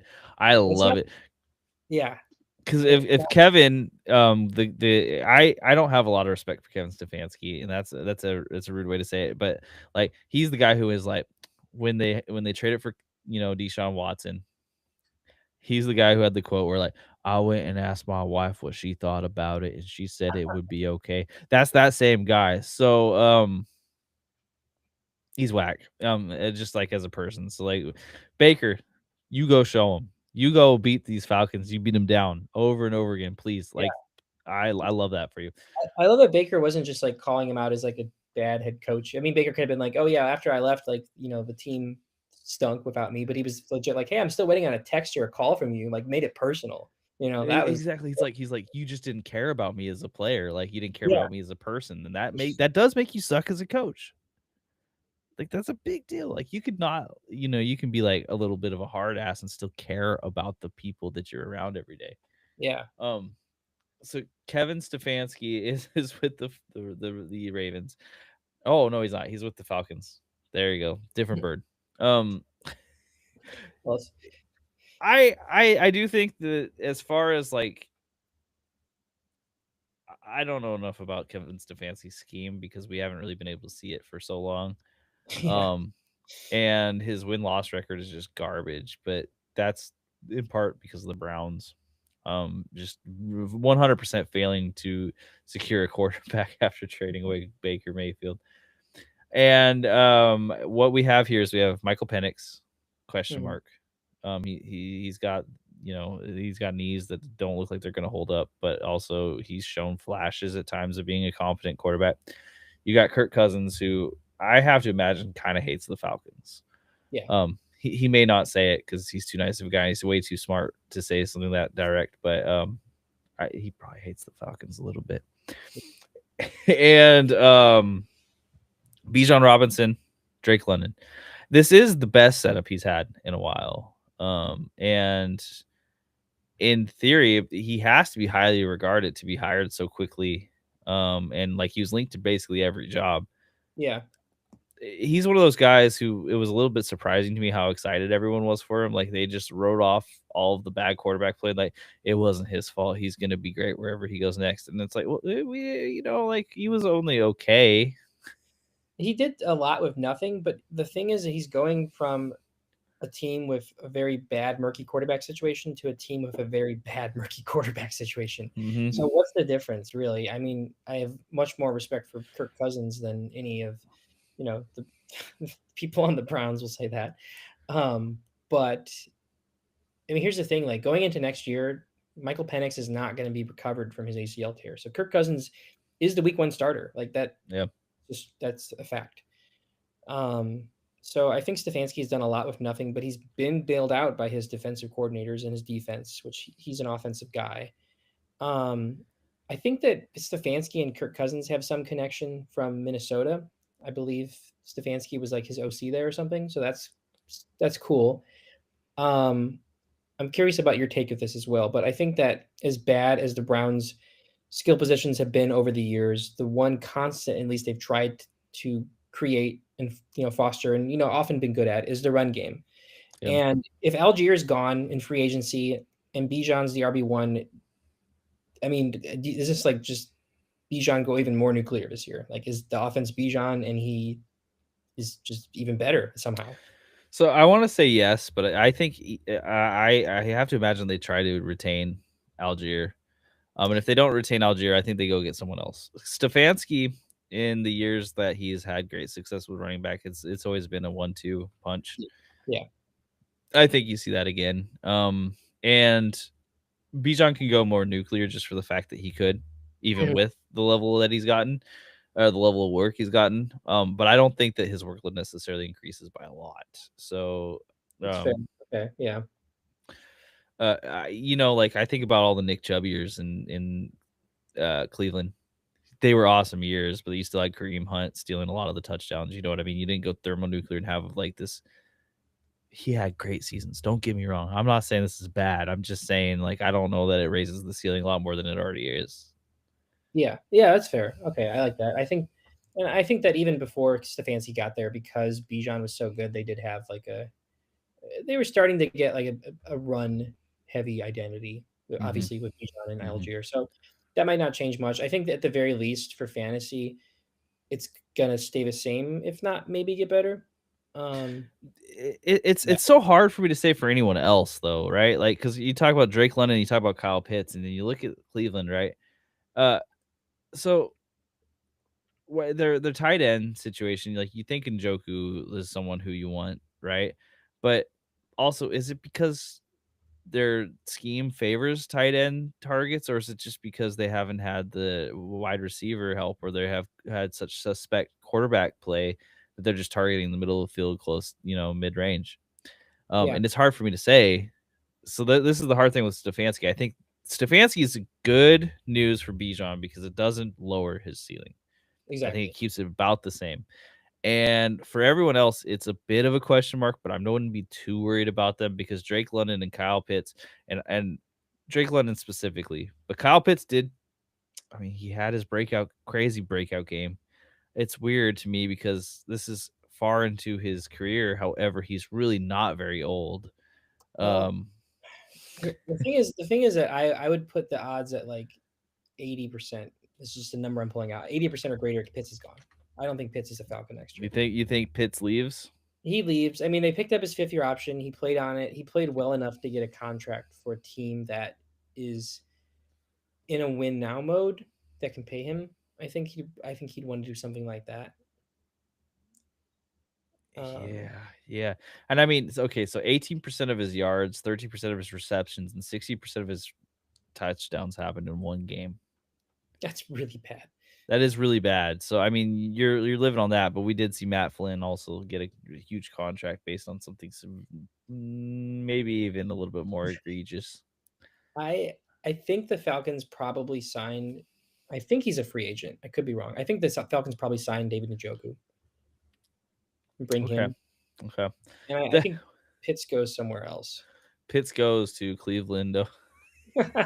Just complete it. No, I mean, okay, so if we're talking about a team that's win now, I could think of a team that's going to have a tight end vacancy that's going to need Yeah, someone. That's the Chiefs. yeah. Chiefs would make a lot of sense. Pats makes some sense if Hunter Henry's on his last leg. Hunter Henry seems like such an important part of that team right now. It's kind of wild. He did. Yeah. They need offensive help. They do. Field position. And then like the stupid AFC West. The Broncos also makes a little bit of sense. Yeah. There are options for Pitts, but okay. So I can see what you're saying. But Drake London, it doesn't worry me too much because Drake London is obviously the alpha in that wide receiver group, and I don't think that they're going to get anyone who's going to dethrone him. No. And we didn't see it in full force, but Odell Beckham did have okay times with the Browns when it was working at first with Baker. Yeah. And they did have their Jarvis Landry, but it wasn't, it was like a 1-2. It wasn't a 1A, 1B situation. So Drake London is probably just fine. He's probably he's the best receiver that Stefanski's worked with, I'd say. Yeah. I suppose that just depends on how you felt about Beckham at that time.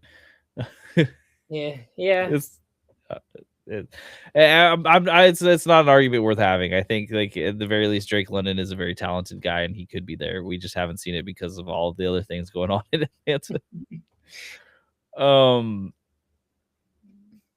That's it. I don't know, man. What else do you say about this? Like, I think Bijan's fine. You're still you can draft him 1 or 2 overall next year and be happy with it. Yeah. Drake London, pretty fine, and then everyone else, you weren't going to draft him anyways, so why worry about it? Yeah. I think even if like the Falcons bring in a big free agent receiver signing or draft one high, it doesn't affect London. No. Yeah. He's gonna have too much chemistry, and he's gonna be too entrenched with the current crop of quarterbacks. Yeah. We'll move on. We'll move on to a fun one. I'm gonna skip the obvious one that's next. We're gonna go to the Titans, and we're gonna talk about Robert Saleh showing up as the head coach of the Titans. They already have their DC as well, or their OC as well, right?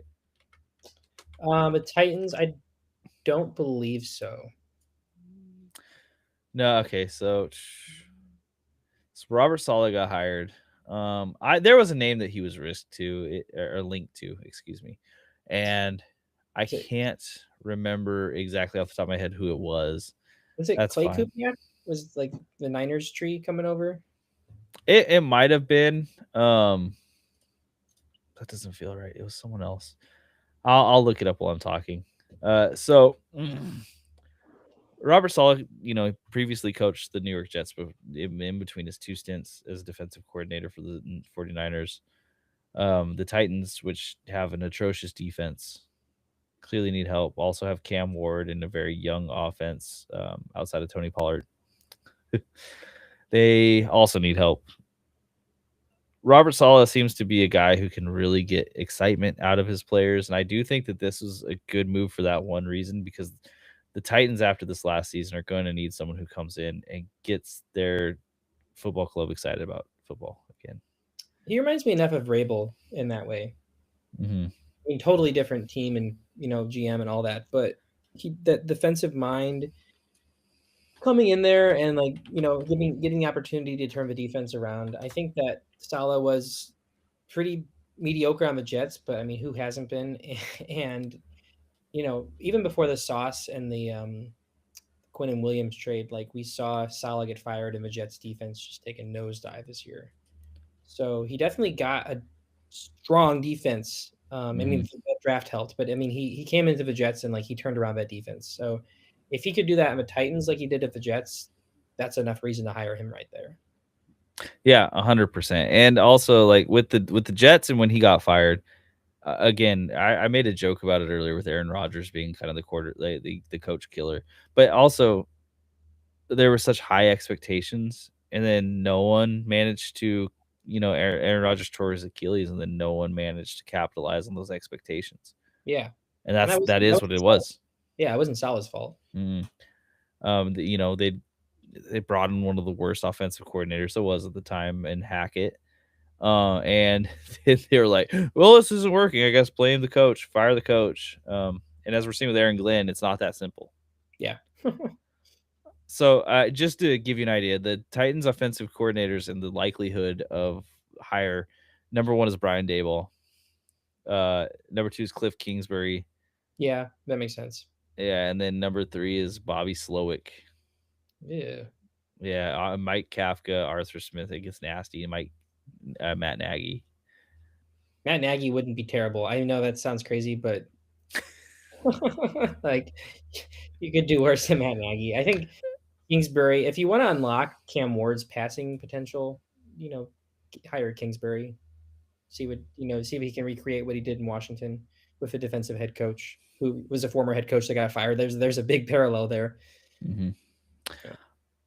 And I think Kingsbury is going to be one of those guys who gets hired no matter what with one of these teams. Yeah. So here's the thing. Fantasy wise, does this hiring do anything for you? No, I mean, even if Saleh was an offensive coach head hire, offensive guy, I don't think it does because there's no weapons on this team. There's nobody to draft. I think this is a team where you really just got to wait for the draft to even look at for fantasy because there's nobody. They'll get somebody, and they'll get somebody relevant, but who will it be? Like, I would be excited about a running back, but what are we going to bring out Tony Pollard again and then just hope it gets better? Like, I don't know. I think that this is all hypotheticals, but possible ones. I think that for fantasy, best case scenario is obviously you hire a good OC for Cam Ward, but you do something like trade for DJ Moore or even bring in Jawan Jennings, and then I've heard this linked a little bit because the Titans are picking high, but this is a pretty weak draft class. The Titans are in the ballpark to get Jeremiah Love, and if you get a Jeremiah Love, bring him into this team with a young O-line that's developing, that doesn't have a lot of weapons, that has a run game culture with Chris Johnson, Derrick Henry. Jeremiah Love is a smash fantasy pick if he goes to Tennessee. And if they can last year about Tony Pollard, whatever. But seriously, if they can improve that defense at all, that would be an awesome setup. And again, Robert Saleh, like it's hard for me because we just saw the Niners get absolutely just smashed by the Seahawks, right? But the Niners defense was just destroyed. They were all on the sidelines. This was like the Bears from 2 years ago, their defense situation where there's just none of the starters are actually playing, and you can't judge anyone. Yeah. So, I'm really trying hard because I want there to be like someone who really gains from this as far as the offense goes. And as it currently stands, I just don't know that there is anyone. It's like Ayomanar. He'll probably be a late round flyer, but that's where he belongs. Yeah, that's where he'll stay. Yeah, and Shamari DK, same exact thing. Yeah, one of those guys could come out, but like how are you going to tell which one it is? Robert Saleh doesn't move the needle on that. No. It's hard with Robert Saleh because we saw him operate with Zach Wilson and injured Aaron Rodgers, and then an angry Aaron Rodgers. Those are not great quarterbacks to operate with. No. So, like, if they have a clear-cut wide receiver one that shows up, he'll pepper them with targets. I do know that. Like, he'll allow the offensive coordinators to like, just target that guy every down. That's fine. Yeah, I think so. I think that there's also nowhere to go but up with Cam Ward, and he's a solid late round flyer fantasy pick just because of his potential. Yeah. Mm-hmm. Okay, so I guess that's Robert Saleh. Giants. The Giants very quickly hired John Harbaugh as their head coach. Slam dunk pick really for any team that got John Harbaugh was going to improve, especially if they were in the market for a coach in some way. You can argue whether or not it's enough to get them over the top, but getting them into that conversation regardless is a win. Mm-hmm. So he liked Jackson Dart, so he went there. I'm sure he got to choose whatever place he wanted to go. Yeah. And he brings along with him Todd Monken. Todd Monken again, like I said, for what it's worth, it's not going to be the same offense that we saw with the Ravens. I don't think it can be because Lamar is a unique talent, and like Jackson Dart can run, but he's not the same talent as Lamar. No. They're just different. So you'll see a different offense than what you saw in for the Ravens. And the Ravens, oh my gosh, not the Ravens. See, I can't talk about John Harbaugh without bringing up the Ravens. It just automatically switched back to the Ravens. The Giants have better pieces outside of the quarterback currently than the Ravens do. So we are looking at Cam Scattaboo. He should be back by the start of the season, sounds like. We are looking at Malik Neighbors. I don't know if he'll be back by the start of the season, but Probably. I would imagine so because he tore his ACL really early on in the season. I know it took a couple weeks to get the surgery, but still. Yeah. And I mean, Tyrone Tracy is still there. We saw him look competent. But I think both seasons, I would say both seasons, he looked competent. Yeah. He didn't. He definitely diminished with Scatabo being there, but he's an RB2 anyway. hmm And then it's a pretty nice little tight end room going on with Bellinger and I'm spacing his name. I'm Theo Johnson. Theo Johnson. Thank you. So this is good talent to go with Jackson Dart, who looks like he was just born to be a winner at this point. Like I know they didn't win many games, but that wasn't Jackson Dart's fault. No. So this is a good spot. I think as far as fantasy goes, you don't treat anyone that differently than you did before, right? Like some Leak Neighbors is going to be second, third round pick, and arguably he could go in the first. It's just his injury is going to hamper that a little bit. Yeah. Cam Scatabo probably be a mid round pick because people are scared after how bad that injury happened, and I think he's going to be one of the better running backs that you can get a little bit later. He might shoot up your draft boards even by the end if he looks good. Yeah. Because it's hard to remember how good he was because it happened so long ago, but he was really good, and it wasn't the head injury that everyone was worried about. It was a crazy snapped ankle. Yeah. Crazy snapped ankle. Mm-hmm. And it was a clean break, so feel confident knowing that he should be able to get back out there. Outside of that, I have to hope that they get a wide receiver too. Yeah, and I like Wan'Dale Robinson, but I think it's time to move on from him. I think that the Giants in mock drafts I followed, I want to say like 75% of the time I've seen them take a receiver in the first, which is huge. Like Yep. really huge. Um and they need it. I mean, they have holes all over they have a lot of talent, a lot of talent. But they do have holes on their roster so that they could go a lot of different directions, but I think they're going to have a legit wide receiver 2 here next year. I think that reckless play style notwithstanding, I think Cam Scatabo, at least for this upcoming season, not his long-term career, but for this upcoming season, is a great fantasy pickup. I mean, Harbaugh's here. He's Mhm. just on paper, he's Harbaugh's Derrick Henry. Not comparing him, but he is.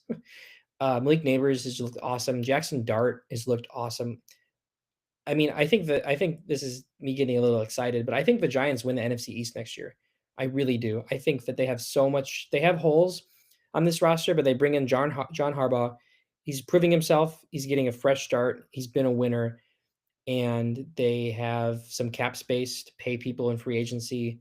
They have really like an elite front seven on defense. The NFC East is kind of wide open in a lot of ways. I think that this is a sneaky, like, great team next year, which is kind of crazy, a little confident, but I love the hire of Harbaugh, and I think that this offense is like, if things fall into place and Neighbors and um, Scatabo are healthy and they bring another receiver in, like the sky's the limit with his offense, especially for Jackson Dart. Um, I really I feel really strongly about this team in fantasy and overall next year. At least in January, I do. Things are pointing up. I think this season would have looked very different if Scatabo and Neighbors hadn't gotten hurt early. Yeah, Um, and Dart was hurt for a while there too. yeah. Uh, so I don't disagree, and we know what John Harbaugh can do. He's done it forever, and he is like for all you want to say about Lamar Jackson, his MVP caliber seasons, you also have to remember he was with Joe Flacco, and Flacco wasn't exactly always elite dragon. Joe Flacco. I remember a Rex Grossman year in there, I think, which you as a Bears fan you probably remember a little bit or know a little bit about Rex Grossman. Try not to. Well, okay. um, No, I mean, okay. I'll give him respect, but yeah, a long time ago. he was the words I can't say, the F it chuck it dude. Um, so you know, like it wasn't always just this. It evolved over time. Now, what he did have was a really successful defensive coordinator who got his defenses to look amazing as Yeah. Ravens. So I am curious. Do we already know who his defensive coordinator is? I think they're getting rid of most of his staff that is there. I would hope to God they don't bring in Zach Orr. um, That'd be pretty funny if they did that. but yeah, I mean, I was high on the Giants this year because I thought on paper their defense looked great, but Abdul Carter didn't live up to expectations. Dexter Lawrence regressed. I think it was just the culture of the Giants was pretty bad this year outside of the Mm-hmm. Mm-hmm. dart draft. But there's a lot of talent. I mean, there's some good the front seven. Like, I mean, Kayvon Thibodeau is still there. Abdul Brian Burns was awesome. Dexter Lawrence is incredible. You know, the secondary needs some work, but you know, if they have the right staff in place there to get something done. So there's potential for the Giants. uh, Yeah. the name that John Harbaugh himself is linking to the defensive coordinator job is Rex Ryan. So He's blast from the past to is he the still alive? he is. He's been on he's been doing some of those like halftime shows. Oh. But yeah, so the good old foot sniffer himself, Rex Ryan. Um I wonder if he still has the tattoo of Mark Sanchez's jersey on his shoulder after what Mark Sanchez did. No, I mean Rex Ryan, he doesn't seem to have a lot of shame. So No, no, no. And I mean maybe that tattoo is the only thing holding Mark Sanchez to reality. Uh Not to, okay. Anyway, I think like the actual success of the team will be. It is important to see who that defensive coordinator is. But this is a good hire just to instill a winning culture, and that's really all the Giants need to turn things around. I think they were a lot closer in a lot of games than people remember. Their they record is not what I remember watching this year. no, I mean they lost a lot of close games. I mean they should have won that Broncos game. They should have won that. Was it Lions? They should have won that Lions game. Like if they had an Mhm, even competent mhm. head coach in those games, they would have won those games. And those were two great teams. Yeah, I mean, like that is the whole entire reason why the idea of Brian Dable and his aviator standing around as an offensive coordinator is almost it's almost depressing if you're a fan of any team that might get him as your offensive coordinator. Yeah. Um, just frankly, he'll probably end up going to whatever team Sean McDermott goes to. I bet you they have a pretty good relationship, Maybe. I don't know. both in New York, former OC of the Bills, right? Yeah, they might bond over the hatred of the Bills. Well, I don't know if Dable hates the Bills. I just don't know if Dable loves anything. So It's hard to tell. He's got the same face on no matter what he does. Okay, so we're at a point here where we should go through probably some OCs and DCs, but I'm going to go through them a lot quicker. okay. Just because we're almost at the 2 hour mark, and I know if anyone's watching this, they know we're almost at the 2 hour mark. They can feel that's what happens.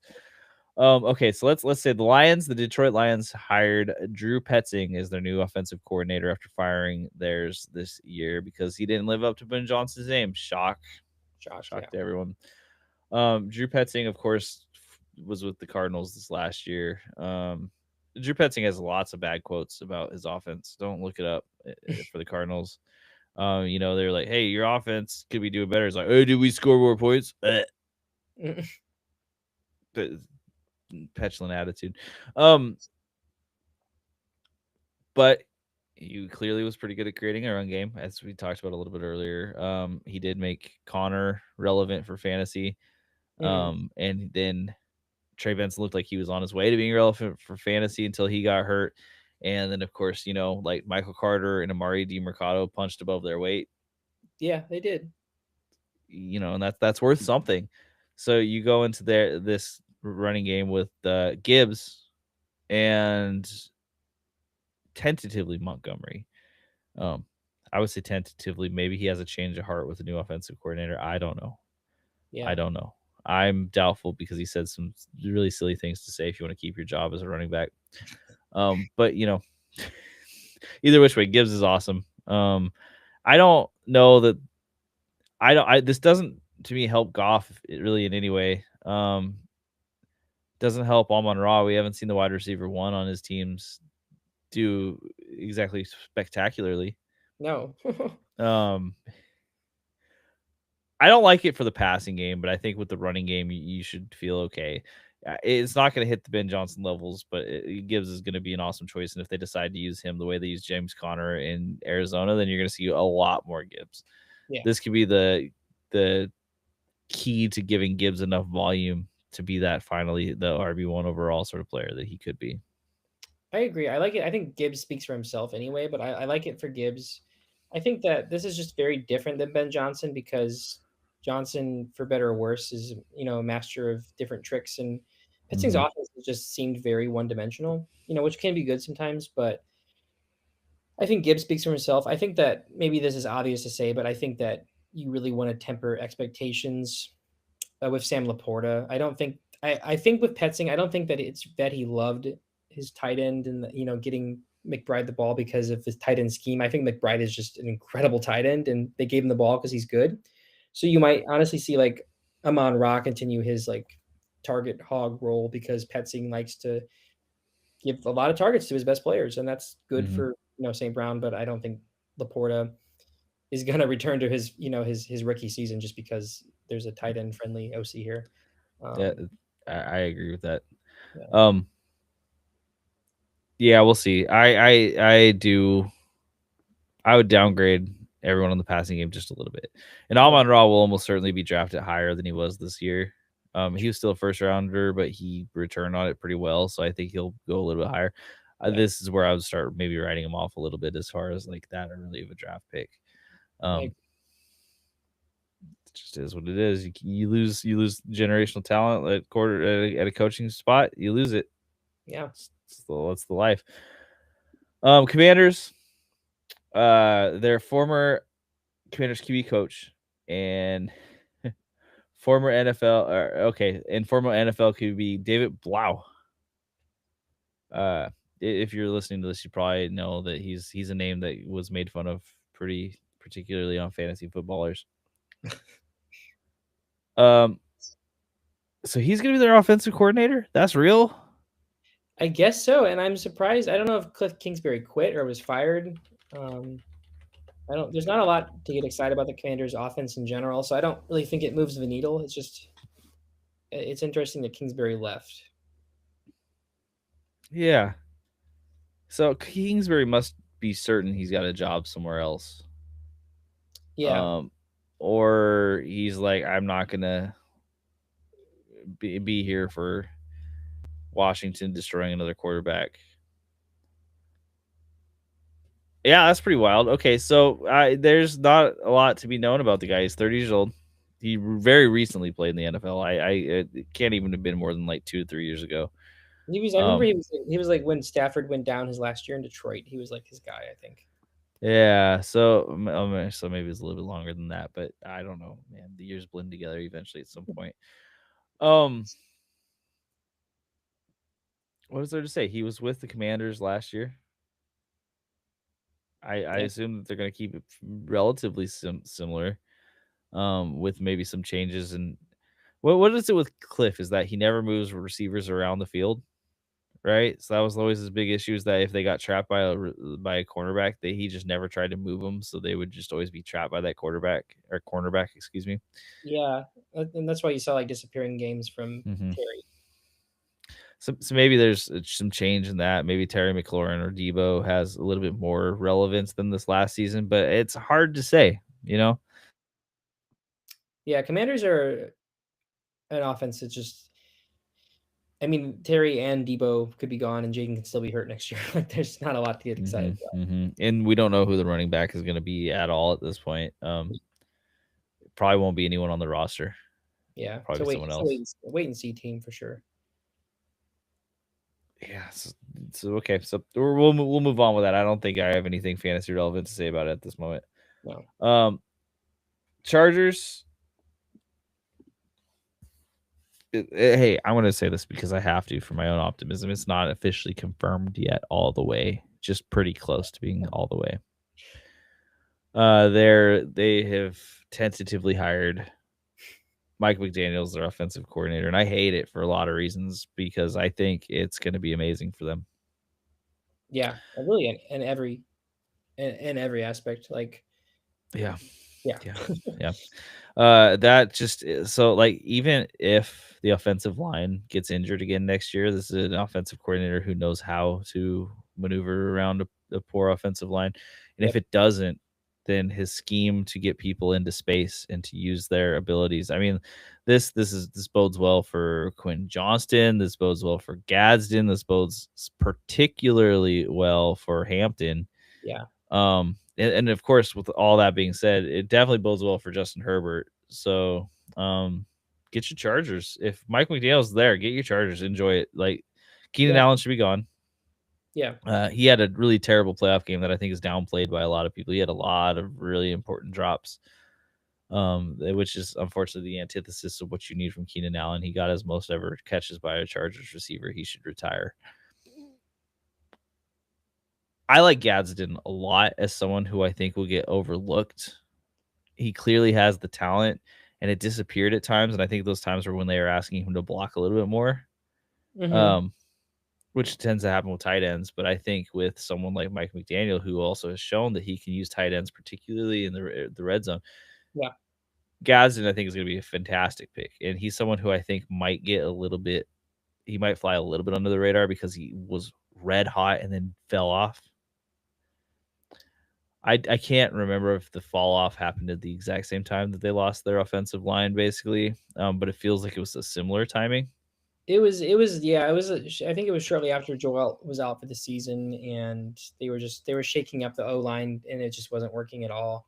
And there was a lot of mouths to feed there, and there still will be next year. But I think that this is such a high ceiling, high floor, offense that you can take your risks on like drafting a Quentin Johnston next year and just It yeah, it reminds me a lot of the Dolphins, really, is except for like Devon Achan is faster than Hampton, but Hampton has different strengths, so that's awesome. Like it's just different, right? Like Lad McConkey being the Waddle and Quentin Johnston being the Tyreek Hill, that works for me. yeah. You have the same like Quentin can run fast and take the top off while McConkey works the middle of the field. And Um, and Gadsden could be the Jonnu Smith, who's mhm, younger and has more mhm. upside. So this is a team that I think if any of them are big droppers in ADP next year, snatch them. Yeah, You're gonna like what you get. And John Harbaugh is still a good enough coach that if things are going off the rails, you'll see him kind of course correct. I think he can come in and be like, "Hey, Mike, stop." And Mike McDaniel has to make this work because there's no other option for him. If he fails as the offensive coordinator of the Chargers with all this perceived talent, he's he's done. never going to get another opportunity. This is it. Yeah, So this has to be his. I'm going to come in, blow things up. It's going to be amazing, and I'm going to get the best job in the world because of it. What he's going for. yeah, Enjoy the Chargers. That's going to be awesome for him. yeah, I hate it so much, man. yeah. I want the weirdo for my team. Come on. Um, Falcons have hired the former Browns offensive coordinator Tommy Rees. Well, he's just coming over with Stefanski. He's a fancy, yeah, It's pretty obvious. I don't think we need to elaborate more based on what we were saying earlier. It's the same thing. yeah. The Vikings have reasons they extend it. Defensive coordinator Brian Flores. Now, of course, if he gets offered a head coaching gig, he'll go there. If he doesn't, then he's staying with the Vikings. That's good for the Vikings defense. We've seen them like last year. They weren't necessarily exactly as dominant as they had been in the past, but they still look pretty darn good. And there were moments where they were dominant. I can't remember. It was the Jets game, maybe, where they just came out and they just Oh, the Jets game, the Bengals game, yeah. Bengals game. The Bengals game is the one where they just came out and they said, "Okay, you're gonna throw someone at me who doesn't have experience, and I'm just gonna eat him alive for that reason." And they ate him alive. Um, The that's Vikings good. the Vikings had a winning record last year because of their defense. Like, Yeah. they went 9-8, which Mhm. is kind of crazy after all the JJ talk, but like they did. And this isn't the time to talk about JJ McCarthy. We'll save that for a later episode. Because there's some interesting things there. I think whoever gets Brian Flores, I don't want him as a head coach personally as a Raiders fan. Like we've seen the links, and I'm sure a lot of teams feel the same way because it just hasn't worked. Yeah, And with all these like ex-Patriots dudes who are like, we've learned. The truth is that do they learn? That's not really the truth. That's a question, I guess. But Flores. I mean, also like the obvious link here, unfortunately, would be like, I mean, or maybe fortunately, would be Flores to like Mendoza, but like that clash is too weird for me. I yeah, can't yeah. see it. So I do think that Flores ends up just staying in Minnesota, and that's good for him. And just keep doing something you're great at right now. Like just enjoy it, you know. Get that Uh, paycheck. He's gonna be making top coordinator money. That's mhm. decent. Can't sneeze at that. Yeah, yeah. Eagles are strongly linked to Matt Nagy for the vacant OC job. Um, it can't really get worse than Kevin Patullo, and we've seen them, be on the offensive coordinator carousel and just immediately turn around the season afterwards. The AJ Brown news, like that, whatever news ends up coming out of that is going to be more important to me than whatever exact offensive coordinator they get, because I think an offensive coordinator who has the experience and actually has a scheme Hmm. and can actually help control that room is going to be important.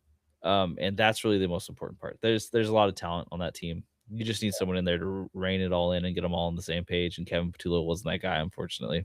And there's really nowhere to go but up. I mean, O line retirement, Lane Johnson. There's some factors there, but like I still think there's nowhere to go but up. So I think regardless, it's Mm-hmm. a spot to watch. But I think the Eagles. I agree. I think it's dependent on AJ Brown. What happens there before we start talking about what it looks like. Yeah, yeah. Because the AJ Brown is a very good receiver that demands a lot of the respect of the defense. So, and the Packers have Raheem Morris linked to their defensive coordinator job that is now open because of the hiring by the Dolphins. Mhm. That is to say, Raheem Morris, who didn't do great as a coach, they were outside factors. You can't say it was all on him. And the defense was looking better than it had when he joined. So I don't, if the Packers pick up Raheem Morris, I think it's kind of just business as usual to me, honestly. Like, I don't know that changed a lot from what happened last year. Yeah, I wouldn't like it because I think that both him and Gannon, as bad as they were at times, like I think they're both really big DC hires to look at because they've done Mhm, it in the past. But I think mhm. that, and they both won Super Bowls with the Rams and Eagles, so we'll see. Yeah, yeah. Whoever takes over for the Packers, I assume, with just the amount of skill on that team, is going to look okay. Yeah. Uh, all right. And it may seem like we went fast. It's because we did. We hit over the 2 hour mark, and once you hit that number, you kind of just got to finish things. So, Willie, Super Bowl picks. Who are the teams that are going to Super Bowl? Real quick. Okay, I want to go with my gut is still saying Rams, but I think they've really melted down. So I'm gonna go with Seahawks, and I'm gonna take a little risky pick here. I'm gonna go Seahawks Broncos. Okay. I think that the Patriots, they're not super battle tested, and I think that Jared Stidham with that defense could maybe get it done. I think the Seahawks would blow them out in the Super Bowl again, but my gut's saying Seahawks Broncos, and that's the Super Bowl I would want. So Yeah, my gut's saying Seahawks, Pats. But would I mind watching the Broncos get blown out again? no, Yeah, there's really not, like, actually, if I think about most preferred things, I don't like the Patriots getting into the Super Bowl and winning. That doesn't sound good to me either. We've seen that way too much. Like, don't start this again. Don't, you gotta stop. Like, we've had enough of this. America, we did that. All right, we had our 9/11 post 9/11 dynasty. Let's not do this again. Like, we just don't need it. no. Um, and the Broncos getting blown out is probably. it's close to one of my favorite pastimes. I would love to see the Raiders winning, but if not, then the Broncos getting blown out is a pretty good ancillary. Getting to the Super Bowl and getting blown out is usually pretty bad for the team afterwards. There's that whole Russ narrative there too with the Seahawks Broncos. Since that Super Bowl, that's kind of fun. Like because of the Russ trade, the Broncos tanked with him, but then they got Sean Payton out of it, and then to see Sean Payton come back and then lose in the Super Bowl, that's kind of the Seahawks kind of come full circle there. It'd be fun. I'm still gonna go with Seahawks Pats because I think that's what's gonna happen. But I do like where your head's at. That's fun. Cool. Okay, so if you listen to this and you're like, okay, well, where are you guys going? What are you guys doing? What do you got next? Right. We'll be back Super Bowl week. Talk to you again. Yeah, it's not weekly now, but that's just because fantasy football season is effectively over, and it's hard to run a fantasy football podcast on fumes. Except we talk for 2 hours doing that. Yeah. So check us out. If you would just want to hear us, I love you first off, and second off, you can check out additional crew. There are some episodes of me and Willie on there. There'll be more in the future, so check that out. I'll plug that real quick, and then otherwise, Willie, anything else? If you listen to this podcast, and we got some good discourse going here, but if you did listen for 2 hours, you're a real doinkhead, and we respect you. Yeah, 100%. This is a fun time of year. I'm excited. Super Bowl, sort of excited for the Super Bowl. I'm excited for free agency. Teams are going to look different next year, and it's going to be nuts. I love it. Yeah, 100%. It's good. It's good. That said, hey, doink out. Doink out.